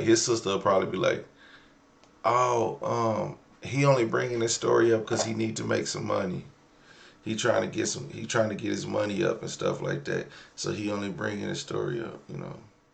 My mom is now telling me to get out of the apartment because, again, she told me if I speak to those people when I don't have the permission to by myself, that I need to listen to her rules or I need to get out. And that's what I did. Now, at this time, my mother is very sick. She has a thyroid condition. She has a walker. She can't really do much. She really can't drive. My sister is helping her go to different appointments and things like that. It's a very rough time. Like, it's been 2 to 3 years since my mom has lost her home. She hasn't been able to recoup, get better. Everything is going downhill. It's getting worse. So I can understand the heightened emotion around, like, why are you doing this? I didn't necessarily feel like I did anything to slight or wrong my mother, but at the same time, I understood that she had a rule and I didn't listen to her rules. I was also being a little rebellious to the fact that I knew that I wanted to meet my family, but I also loved my mom and I wanted to respect her wishes. But in that moment, I was fed up. I got tired of people telling me what to do. I got tired of people telling me what my life needed to look like. I got tired of people telling me I didn't look or sound or feel or understand them because I was different. I got tired. So I wanted to fit in where I thought that I needed to be. So I left. I packed my things and I left. I called my aunt and I told her, hey, can I come stay with you for a little while? She said yes. So my friend Vania dropped me all the way off from Fairfield to Stockton at my Aunt BB's house. Now, I stayed with my aunt for about 3 to 4 months before I decided to come back to Fairfield. The reason I ended up coming back to Fairfield in the first place is because me and my ex got back together. This next part is very emotional for me, and I want you to really listen and I want you to hear me because it's very hard for me to talk about this. There is a lot of traumatizing things that come next. Now, my aunt had the house in Stockton. She had a 4-bedroom home. So my aunt and her husband lived in one room. My cousin Ajane lived in another room. My cousin Leslie and her husband lived in one room, and their boys lived in another room. So I slept on the floor in it was like a living room at the top, but it was on the second floor, which I loved. I appreciated so much because, again, me and my mom weren't seeing eye to eye, and it was very hard because I didn't want to leave, but my mom basically said she didn't want me there, so I left. Now, my aunt ran recovery homes. She had 2 homes. She had a woman's home and a men's home. Both of these homes had recovering addicts. She had people that were trying to get closer to Christ because, again, my aunt was a pastor, and her whole goal in life was to help people get from off the streets and doing drugs and into the fucking church so that they can get their life together. And I commend it. Baby, that was something I loved that my aunt did because at the end of the day, she understood that our family had a drug problem and she understood that her closest loved ones had a drug problem. So she wanted to do her job or something from God, able to help these people get their lives together, right? And it's commendable. So my aunt was like, I don't feel comfortable with you just laying on the floor in here. You know, I really feel like you deserve to have like a room, a bed, something, anything. So she was like, how about we go check one of the homes out? You know, we have a room there. I feel like you can stay in there. And I'm like, absolutely. Absolutely. Baby, I can get my life together. Like, I know that I'm not going to school right now. I know I'm not doing the things that I'm supposed to be doing right now. But if I can get like a stable place out here and then I can go to school and I can get a job, I can actually do something as a young, well, I'm not an adult yet because, again, I'm 16, but I can actually help and get my life together to where I need to be. Now, we go to the men's home, and the men's home has 3 bedrooms. One of them is not taken, but it doesn't have anything in it. Like, it needs a bed, it needs a full setup. It didn't have anything in it. The other 2 were occupied. I can't remember the guy's name. It was a white guy, and there was another guy who I won't name because he's in jail, and that's another story. It's not my story to tell. I believe he got out. I don't know. I'm not too sure. Again, it's not my story. And then she had 2 couches, a TV, it was a kitchen. It was a really nice setup. And she was like, this can be your room. She was like, I'm thinking like so that you can get comfortable for tonight. Like you can go stay at the house and everything will be great. She said, and then your Uncle Lonzo is coming. Now your Uncle Lonzo, you've never met him before, but he wants to come stay here. He's going to be, you know, paying some rent as well. He'll be staying here from time to time, but I really want to help your Uncle Lonzo get off the street. I knew nothing about Uncle Lonzo. I didn't know. I've never seen him, never heard him. This is the first time of me hearing the name Lonzo, Uncle Lonzo, anything like that, right?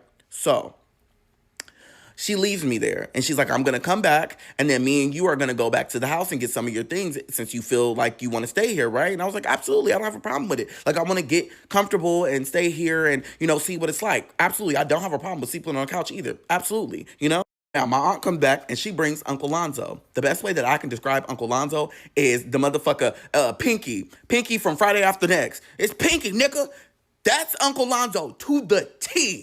This motherfucker is loud. This motherfucker is crazy. This motherfucker don't give a fuck about nothing. I'm talking about the most otherworldly shit is coming out this motherfucker's mouth. Mind you, I've never met him before. So my aunt is like, Uncle, this your Uncle Lonzo. This your nephew. And he's like, nephew? Which one? And I'm like, oh, I'm the baby. He's like, you Frankie baby? I'm like, yeah, I'm Frankie baby. He's like, all right, cool. I fuck with that. At this point, you got to remember, I'm starting to like freak out because I'm like, is he staying here? Because he smelled like a 40 and a goddamn Newport 100 that was smoked 2 minutes ago. I don't really like that. My aunt is like, hey, come on, we're going to go to the house and go get some of your clothes, and we're going to leave your Uncle Lonzo here, and we'll come back and we'll, you know, hang out for a bit, and then we'll leave you here, and then I got to go somewhere else. Completely fine. Absolutely. So we go to the house. I pick up some stuff. I say bye to my cousins. I'm like, oh, I'm going to the other house. They're like, oh my God, look at you. Yada, yada, yada. Congratulations. You got a little room. You'll be getting your life together. I'm like, absolutely. We go to the other house. My aunt drops me off. She's like, if you need anything, call me. You got my number. I'll be back here in the morning to come get you. We'll go get breakfast, X, Y, and Z.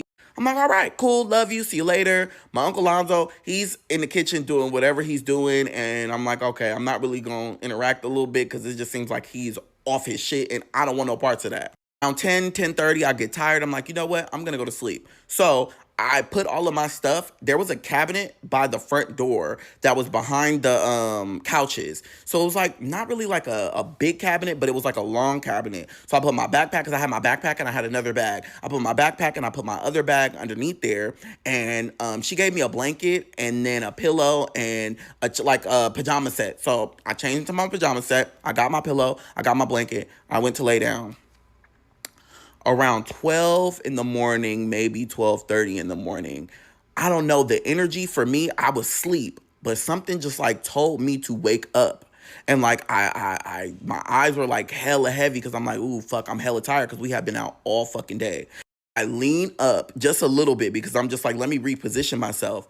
And he is on his knees sitting next to me because I'm laying flat on the couch. I lay on my back. Don't worry about that. That's what it is. I'm laying on my back, so I sit up a little bit, and he has his hand on my private area. Mind you, I immediately flip the fuck out. I immediately flip the fuck out. I'm like, what the fuck are you doing? Get the fuck up off me, you bitch ass nigga. He immediately gets up and put his hands around my motherfucking throat. He's like, you shut the fuck up, nigga. Shut the fuck up. Don't say nothing, nigga. Now I'm crying. Now I'm in tears. Now I don't know what the fuck to do because I'm like, this nigga finna kill me. I don't even know him. Like, is this even my real uncle? Like, I don't even know what the fuck is going on. Now he's choking me and I'm like, I can't fucking breathe. So I punch him in his motherfucking stomach and he falls back. And he's like, yeah, nigga, you gonna hit me or I'm finna kill you. Run to the bathroom. I lock myself in the fucking bathroom and I call my aunt. I'm like, please come pick me up. Please come pick me up. Please come pick me up. He's not banging on the door. He's not being loud. He's not saying anything. There is no words, no interactions, no nothing. I'm in the bathroom. I locked. I cried. I'm crying. I'm on the phone with my aunt and she's like, I'm on my way. I'll be there in a minute. What happened? Tell me what happened. So my aunt comes to the house. When she walks in, I don't know what she sees. I don't know what they say to each other. I don't even know if they have a conversation.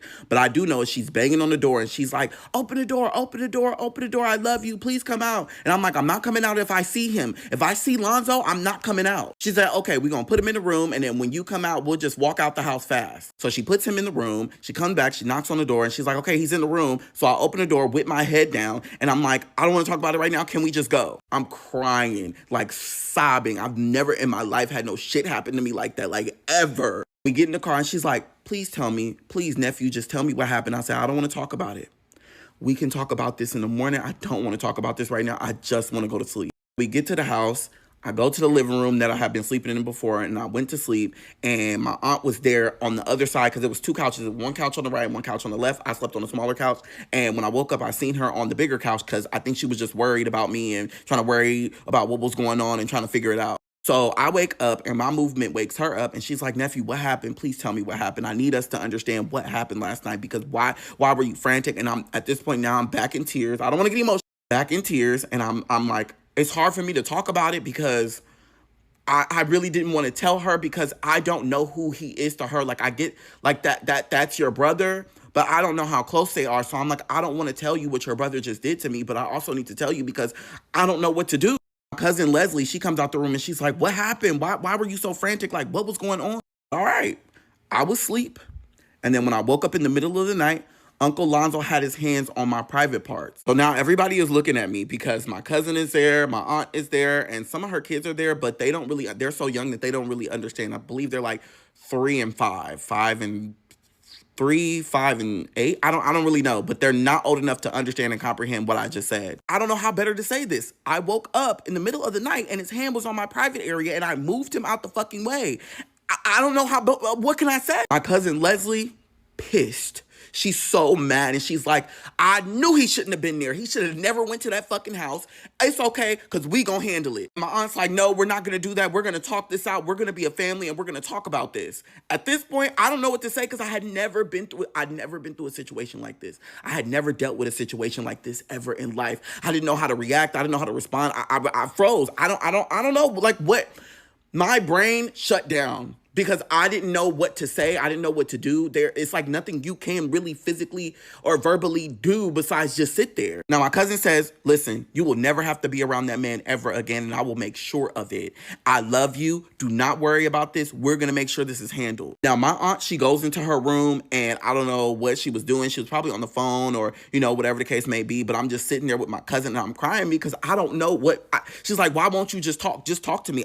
I don't know what to say. I don't know what to say besides what he did. And I'm just like, I don't know. My aunt came out of the room and she said, listen, we're going to figure this out. I'm going to go to the other house. Okay. I'm going to have a conversation with him. And then I'm going to come back here. And then I'm going to have a conversation with you. And then we're going to get to the bottom of this. And before she left, she said, I believe you 100%. My aunt said, I believe you.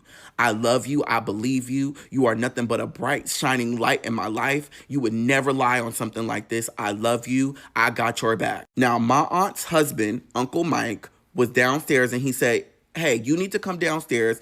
I think you need some breakfast. I think a nice meal will cheer you up. And my cousin was like, come on, cousin. We're going to go downstairs and we're going to go get some food. Now, we both go downstairs, and my aunt, in her kitchen, they had an island. And at this island, they had a bunch of different bar stools. And I sat on one side and she sat on the other side. She gets a phone call. She goes upstairs into her room to take the phone call. It was important.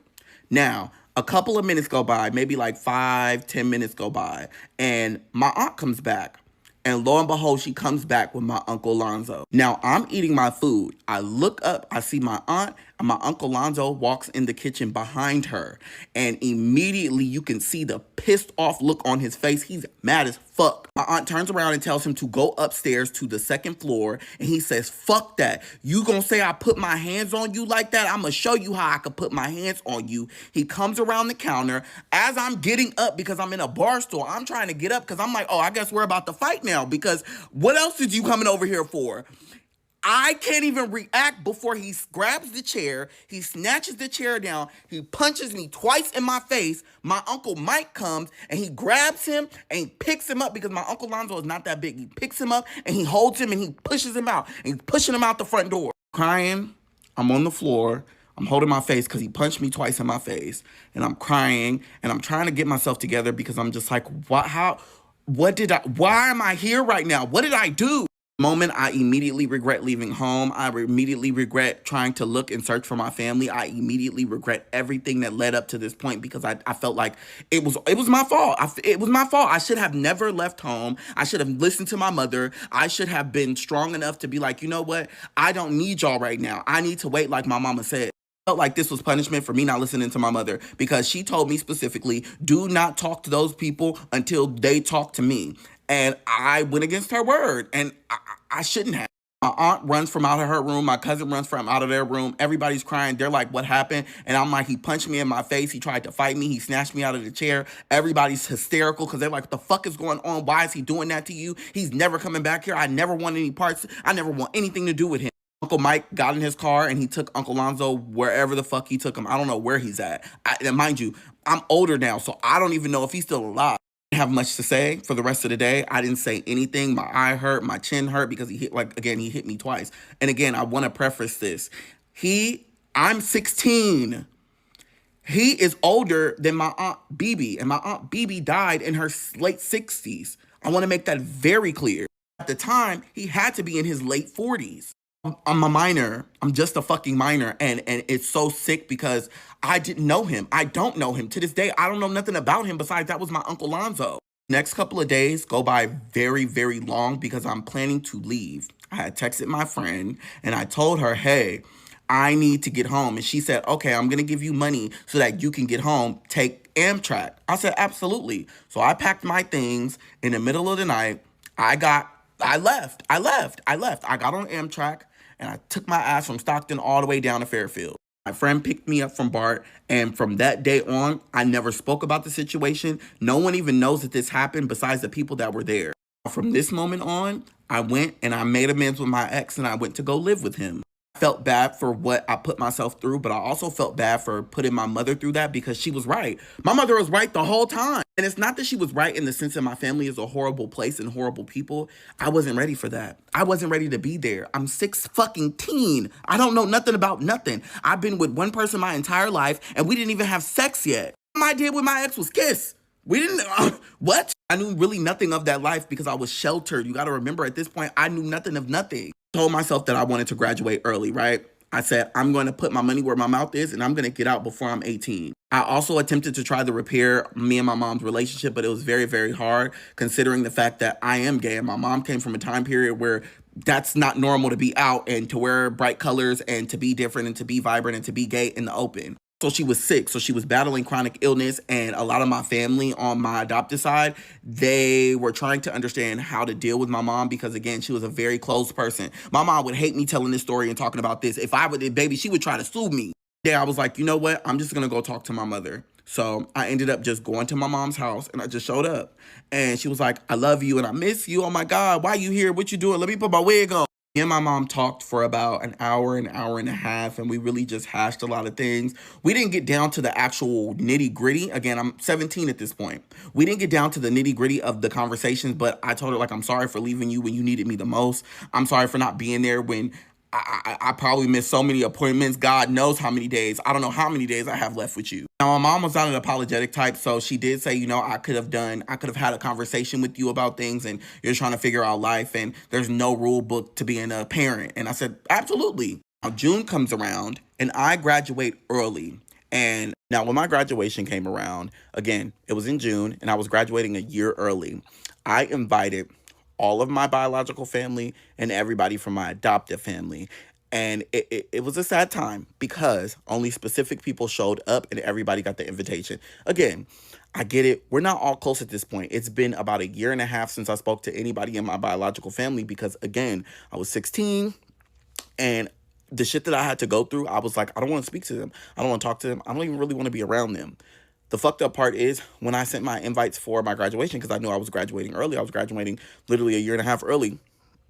I sent everyone an individual invite. So I sent all my brothers and sisters an individual invite. I sent my aunt an individual invite. And I sent my cousins an individual invite, right? The fucked up part is none of my brothers and sisters came. Not only did none of my brothers and sisters came, which understandable, the only one that responded to me was Neffy. And she said, I can't make it because I have a lot of things going on. Completely understandable. I know that you're an adult. I get it at this time. Again, I'm 17. So I'm like, I'm starting to learn that life is not easy. You got to really struggle in these streets. I lied. I actually got a response from Keyshia. I asked her, I messaged her on Twitter. I was like, hey, I want to invite you to my graduation. I would like to see my sister there, you know, and if you don't want to come, you can come to the dinner afterwards. And she specifically said, why would I come to your graduation when you didn't come to mine? After Keyshia told me that she was not coming to my graduation, baby, I already knew none of my biological siblings were going to come because, again, we're not close. I haven't spoken to them or anyone since I seen them in Oakland. And the last time I had spoken to anyone in my biological family was when I was living with my aunt. So I already knew, baby, if they're not going to come, I'm not going to expect anybody from my biological side to come. Now, the day before my graduation, my aunt calls me and says, hey, me, my daughter, and your cousin, Ajane, we're going to be there. I don't care what it is. I'm going to make sure that we drive down and we're there. No shade, I was fucking shocked because I hadn't heard from them in like months since I told them like, hey, my graduation is coming up in a few months, yada, yada, yada, right? And I understand, like, at that point, people are busy. At this point, I got 2 jobs. I'm about to go to college, so I understand how people can get busy. And I just was like, if they come, they come. If they don't, they don't. Also, no one ever mentioned what happened with Lonzo. It was kind of just a thing that everyone put to the side. No one spoke about it. I never spoke about it. I never made it a situation. In the back of my mind, though, it was always there because I should have never went through that. That shit hurt my feelings. It hurt my heart. It broke my heart. Like, me and my aunt were so fucking close. I loved her to death. It broke me. I can't blame her, and I never blamed anybody for someone else's actions, especially knowing the situation. I couldn't blame her. She didn't know what was going on. She probably didn't even know he was like that. Now, I told my adopted mother, hey, Mom, I'm graduating early. And she was like, I'll believe it when I see it. And I'm like, My mother didn't have a lot of faith in me in graduating early because, again, I had been running away. Although I still had good grades, there was a point in time where I stopped going to school because I wasn't living with her, and I lived in Richmond for 3 to 4 months. And then when I started living with my ex, I stopped going to school. I just got discouraged. I kind of want to just give up on life, you know? I didn't know what to do. I didn't know what to expect anymore. When I told her I was graduating a year early, she was like, I've never heard of that. I don't believe it. I don't even understand how you would be able to graduate early when you were behind. Now, when I went back to school, I was behind credits. I think I was behind 130 credits. I ended up taking an extra period after school. I also ended up going to summer school, and I also did an after school program that was a computer class that was an accelerated class of every class that I was taking so I could earn extra credits that I was missing. When I started doing my summer school classes, I did not realize that I was already caught up on all my credits to graduate. I was literally ahead of schedule. I think we needed 230 credits, and I had 190 credits. And then when I went into my junior year, they were like, oh, you have a lot of credits. And I was like, okay, what am I supposed to do with that? They're like, okay, well, you'll only take these classes, and then you'll be able to graduate this year with, the 2012 class or whatever the case may be. I can't remember the fucking year. So I just did that, and I graduated early. Now, I had like 6 or 7 months to myself to work, you know, help my mom around the house when she needed to, because again, at this time I had moved back in. June comes around and it's graduation time. I get my cap and gown. You know, I think I ended up getting an award. I can't really remember because, again, that day was very hard for me. It was a very fucking bad day. So I'm getting calls from my Aunt BB. I got calls from my best friend. I got calls from my grandmother on my adopted side. Everybody who said they were going to come, they came. It was my best friend Fania. It was my best friend Christian. It was my friend Kairani, my cousin Leslie, my cousin Ajane, my Aunt BB, and my grandmother Glennis. They all went. Oh, and my cousin Mariah. They all went to my graduation. Now, my mother the night before said, because I told her I got my cap and gown, here's my diploma, because they ended up giving me my actual fucking diploma early. She was like, wow, you're actually graduating. She was like, okay, I'm coming. Oh, also, my friend at the time, Narelle, and her mother, Marcel, also came to my graduation. Loved them forever. The day of my graduation comes, and I set everything up so that my mother could be comfortable, because, again, you got to remember, she's going through a thyroid condition. My mother is a little bigger than she's been in a long fucking time. She can't walk, she can't stand for a long period of time, and genuinely I set it up so that she could have her walker. I even set it up with the people there at the center that I was graduating at. Actually, it was Solano Community College. I set it up with them so that she can have even another wheelchair, so she doesn't have to take her personal one, so that they can actually walk her to the stands, and she was going to sit directly in front. Hey, Mom, are you getting ready? What's going on? I'm getting ready. You know, I'm ready to graduate. I do have to go to work after this, but hey, as long as I'm able to do this with you, like, this is going to be so much fun, because I want you to understand that I've worked so hard to get to this point in my life. Like, girl, I'm graduating early. You don't have a kid that graduated early. I mean, a lot of people don't have children that even graduate. Like, I'm ready for you to see me actually accomplish something. She turned and looked at me and she was like, I'm not coming. I don't feel good. I'm sick and I just can't be there. And at first I was just like, oh, maybe she'll get over it or whatever. Like, maybe it's just like a thing. And she was just like, you know what? I'm really not coming. Like, because I asked her again, I'm like, hey, are you coming? Like, hey, are you getting ready? It's going to be in 45 minutes and we have to drive to Cordelia. Like, I need you to get up. And she's like, I'm not coming. Like, I don't feel good. I just don't feel good. And I'm just not coming. And I'm like, oh, okay. Like, all right. Like, no, don't worry about it. Like, no, don't worry about it. Don't trip. She was like, don't be sad. Please don't be sad. I really don't feel good. And I was like, you know what? I understand. Like, you don't got to worry about it. Like, it's okay. Like, I love you forever. And I don't want you to think that I'm holding this against you at all. It was like, please don't be mad at me. I just really don't feel good and I don't feel comfortable being there and I feel sick and I don't want your day to be taken away from you. I'm like, no, it's not taken away from me, Mom. Like, don't worry about it. Like, you know, and I was like, you know what? I'll just stay home with you. Like, I'm not going to go. I'm just not going to go. It's all right. We'll stay home. I know you don't feel good. Like, I'll go down the street and get you some motherfucking Subway, you know. Don't even worry about it, girl. We can graduate another day. And I know my mom had health issues and I know she was going through a lot of things. So I can understand she does not feel good. And I did not want her to be scrutinized or penalized because she couldn't show up for me when she's not feeling good. Like, my mom had a whole sickness. Like, come on, man. Like, I could never hold that against her. Like, I could never be mad at her for not being able to be there for me when she's battling her own things, especially a sickness, when I don't know what it was like to live in her skin every day and to be sick. I don't know what that's like. I'm sitting there with her and she's like, get ready. I want you to go. Get ready. I want you to go. I'm like, no, it's okay. I'm going to stay home with you. You are sick. Like, I want to take care of you. Like, I'll go get you some medicine. I'll make you some soup. And then I'm going to go to the store and grab us some stuff. And then we could watch a movie. And then my friends pull up and they're like, why are you not dressed? And I'm like, oh, my mom is sick, so I don't think I'm going to go. And my best friend was like, you're getting in this car. Your mother said already, she already told us, she already said it, she's already said it multiple times for you to go. You're getting in this car, you're walking across that stage. I don't care what you're talking about. Like, at this point, I'm just in tears because I'm just like, fuck. Like, I want to do this with my mom, but I also don't want to leave her because she's sick, but I also want to enjoy this moment. But it's just like so much going on in my fucking head. Like, it's just so fucking much. I end up getting in the car. My mom gave me like $30 to $40, and she was like, I love you and congratulations on your big day. And I'm like, I wish you could share it with me, but it's all right, Mom. Like, don't worry about it. Like, I'm gonna walk across stage and then I'm gonna call out of work and I'm gonna come home and then we just gonna relax and we gonna enjoy our day. So we pull up to Solano Community College because that's where we were graduating from. And again, these are people that I've never interacted with because, again, I'm graduating with the class ahead of me because I'm graduating early. So I don't see anybody that I know.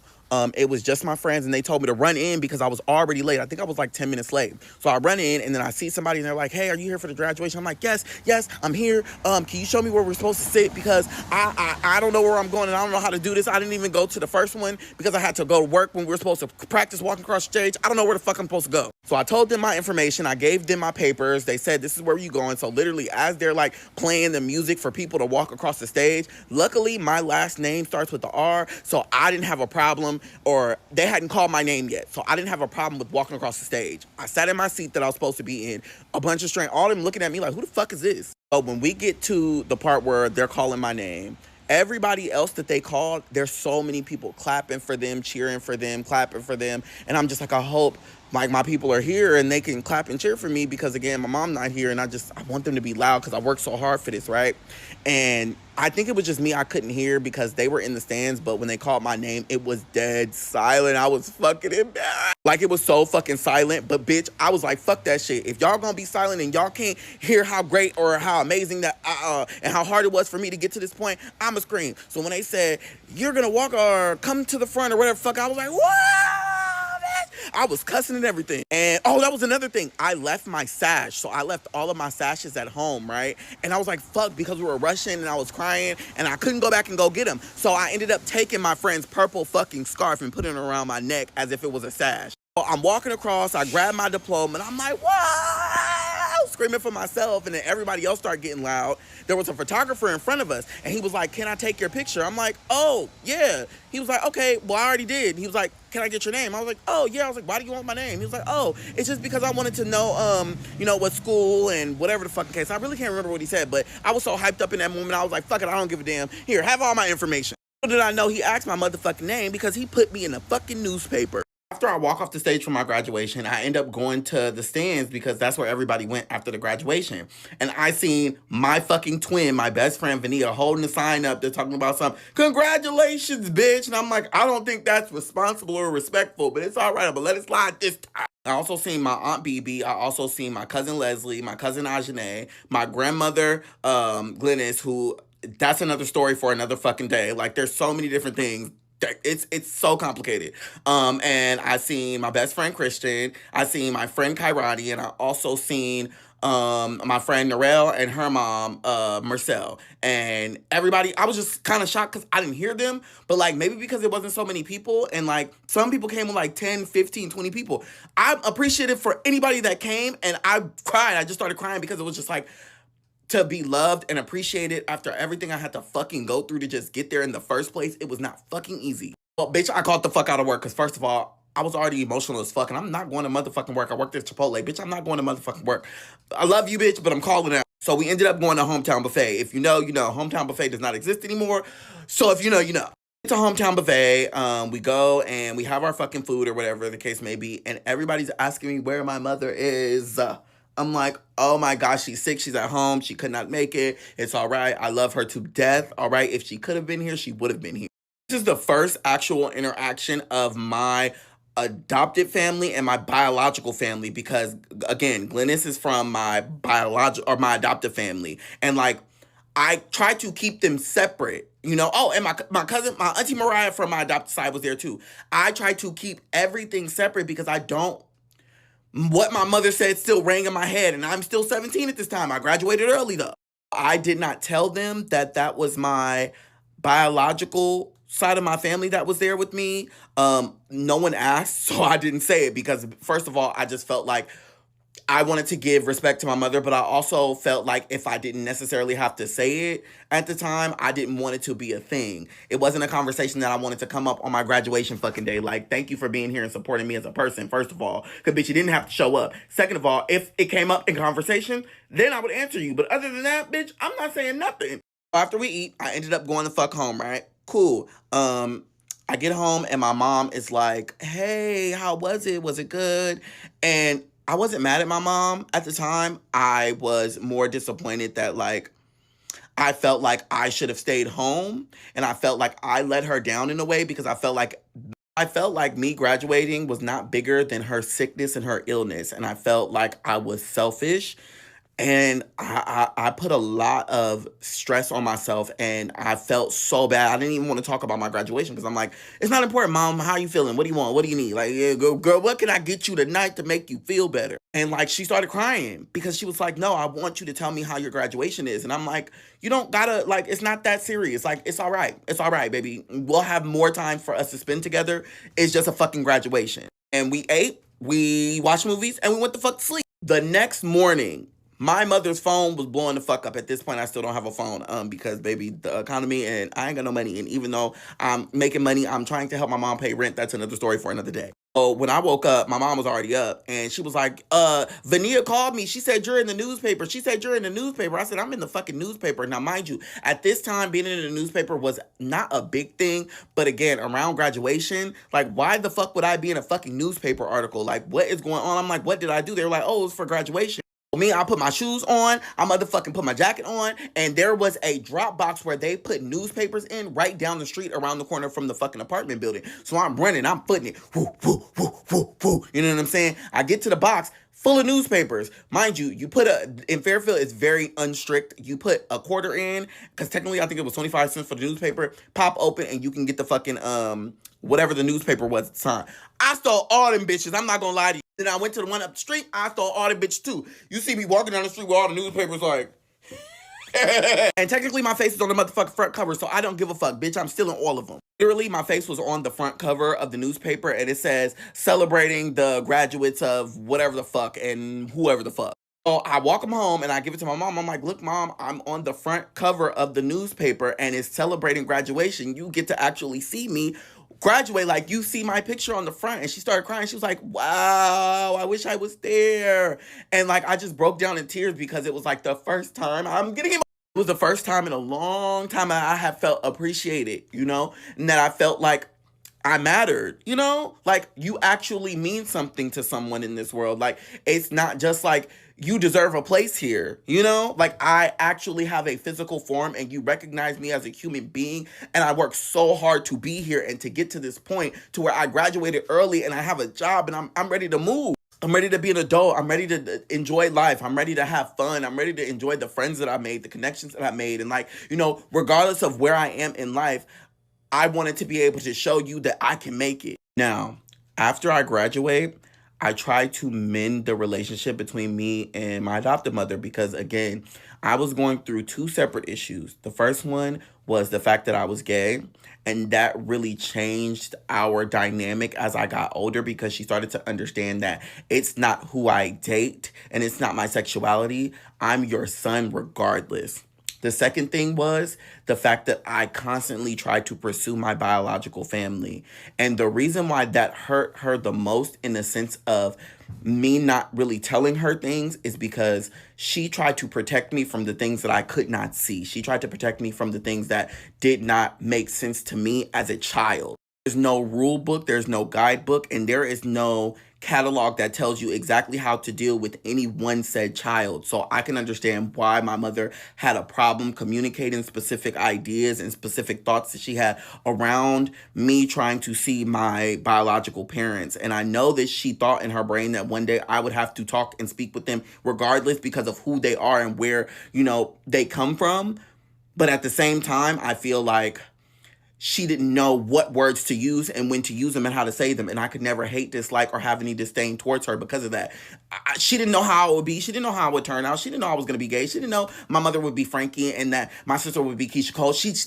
There's no rules to this. She did the best that she could with what she had. Now, my birthday was coming up, and at this point, I was already doing my own thing. I was still living with my mother, but I was in the actual process of leaving to go live. Mind you, I got back with my ex. We ain't gonna talk about that. I was a baby trying to figure out what to do with my motherfucking heart. Now, Keisha's going on tour. At this point, I'm like, I want to see my sister, but I don't want to see my sister with her knowing that I'm coming to see her, okay? We're mutuals on Instagram, all right? Me and her follow each other. Sometimes we'll comment under each other's pictures. I'll be like, yeah, okay, pretty pony. You in a damn ponytail. Because she loved her motherfucking ponytail back there. If you know, you know. Now, I posted that I was going to go see her in concert, right? And she messaged me and said, hey, boo. Well, I'm not going to be able to see you in the concert, but how about you come see me after the concert? I was like, okay. I think this is just me being young and fucking stupid because honestly, I should have never went to go see her. I decided to go to Keisha's concert. And again, this was before my 18th birthday, so it was supposed to be like a happy birthday to me. So on that specific day, we were supposed to go to this concert around 7 o'clock, but for some reason, mind you, I lived in Fairfield at the time. For some fucking reason, we could not make the concert, right? So I texted her and I said, hey, what time am I going to see you after the concert? Mind you, this was like around 4:30, 5 o'clock. And she said, oh, I'm going to be at this hotel in Oakland, pull up, come around like 10 o'clock, right? Cool. So Vania, right? I tell Vania like, hey, we're still going to go see my sister. She said, absolutely. You know, I'm completely down to go take you to go see your sister. Like, absolutely. So it was me, Vania, and someone else and Kairani. So Vania drove all the way from Fairfield to Oakland, California, right? And we parked at the hotel. Cool. So we got to the hotel around, I want to say 11 o'clock. And the reason it was like around 11 o'clock is because our friend Kairani always was fucking late to something. So when we were supposed to be in the car around 9, she didn't get there till like 9:45. This would be my first time seeing my sister one-on-one. This is very important because me and her really never communicated outside of the last time that I seen her at my grandmother's house. Now, when we pull up to the hotel, we are outside, right? I don't know her room number. I don't know where she's at. I didn't even, like I said, I didn't go to the show. I remember why I didn't go to the show because my motherfucking friend Kairani didn't get no motherfucking tickets. Like I told her to motherfucking do, and she didn't do it, but I digress. So, 11 o'clock roll by. 12 o'clock roll by. 1 o'clock roll by. Now, I'm like, okay, I didn't want to bother her because I get it, she's busy. So I text her, I'm like, hey, I'm outside the hotel. It was like 1:30 in the morning. No response. Nothing. 1:45, I text her again. I'm like, hey, girl, we at the door. Where you at? No motherfucking response. 2 o'clock comes around. Bitches is... I text her. I'm like, hey, girl, we outside. And she's like, oh, hey, brother, I'm at the hotel. Come up. My room number is X, Y, and Z, blah, blah, blah, blah, blah. Okay. Bitch, so have you been here? Like, have you been here this whole time? Or am I delusional? Am I tripping? Should I be worried? I don't know what the fuck to anticipate. So because it's so late, everybody's like, we don't want to go up. And I'm like, you know what? I didn't even ask her if y'all was invited. And that was my motherfucking fault. And I should have asked. But I'm glad that we're at the point to where y'all don't even want to go up no more. At this point, I don't even want to go up. Bitch, it's 2 a.m. And you don't know what kind of person I could be at 2 a.m. depending on the conversation and how I'm feeling. Never the motherfucking less, I took my black ass up the motherfucking steps. I didn't take the elevator, bitch, because I didn't have a key. So I walked up the goddamn steps. So I get to her room. Hello?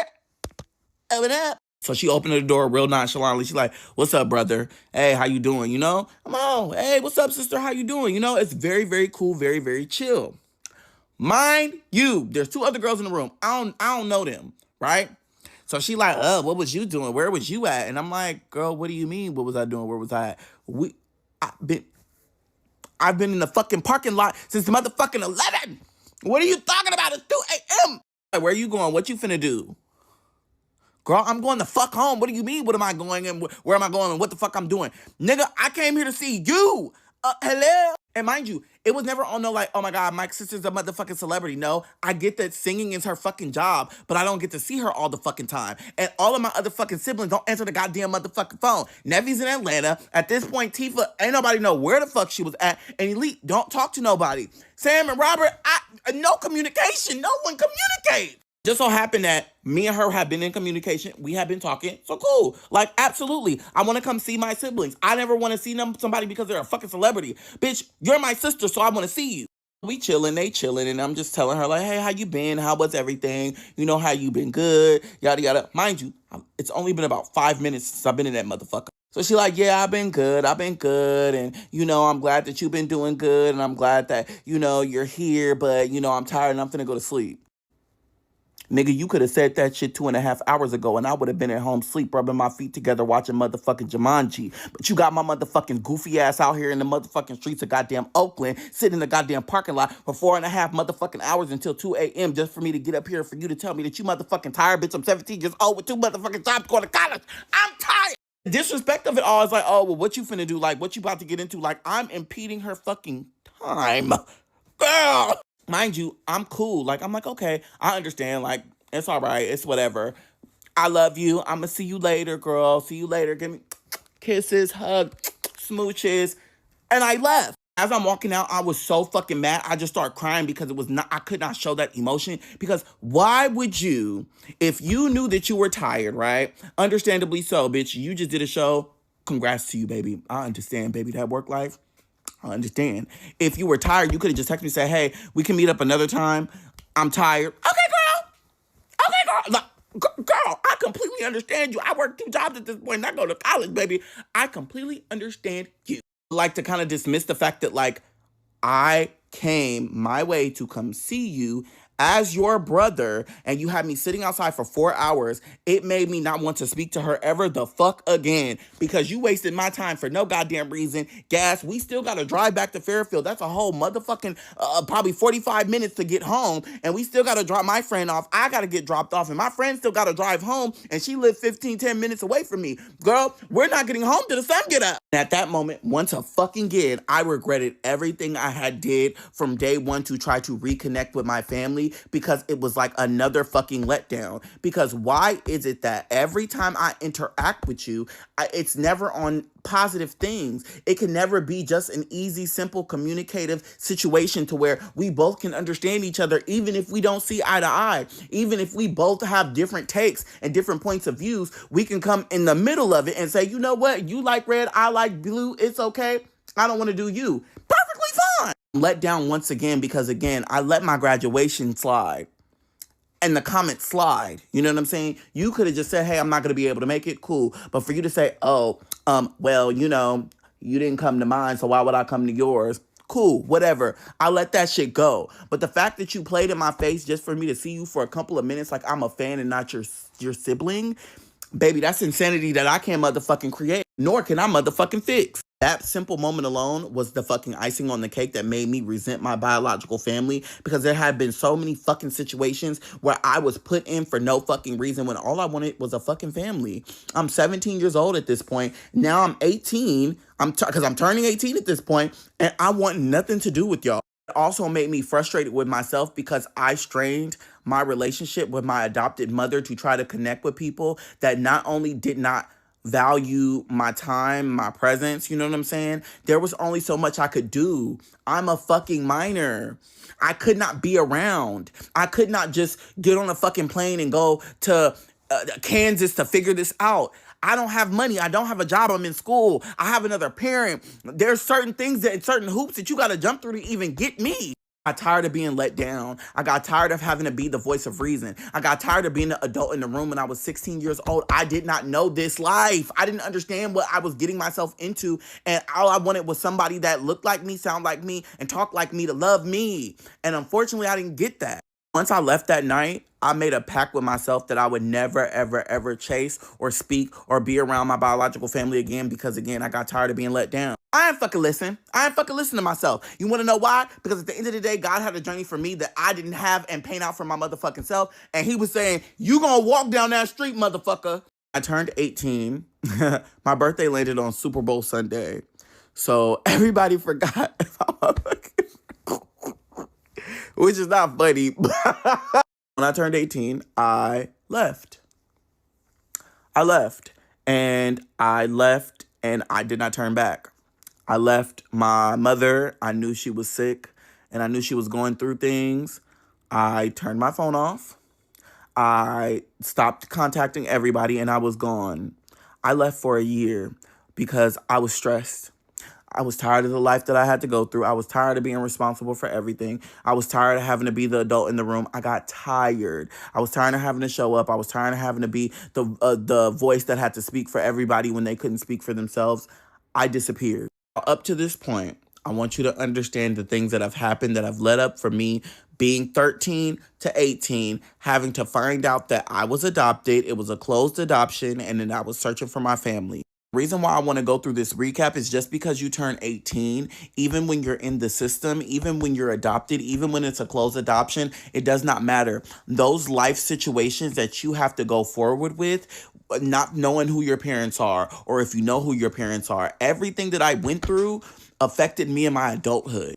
At 12 years old, finding my birth certificate, seeing that my mother's name, Asa, is not on there, and seeing that it's actually Frankie, and seeing that my dad, I'm a fucking junior. It had my whole fucking name on there. At 13 years old, moving from Oakland, California to Fairfield, California, so that we can be closer to my grandmother. At 13 years old, having to find out that my sister is Keyshia Cole and that someone famous said my name on TV, and now I have a whole nother family that I didn't even know existed. Resenting and leaving the house because I didn't understand that I had a whole nother family that I wanted to figure out and find out, while my mother said that she was trying to protect me from, but I didn't get it because, again, I was a child. Finding my family and meeting my family and having several scenarios happen that are negative with my family that negatively impacted my whole entire life.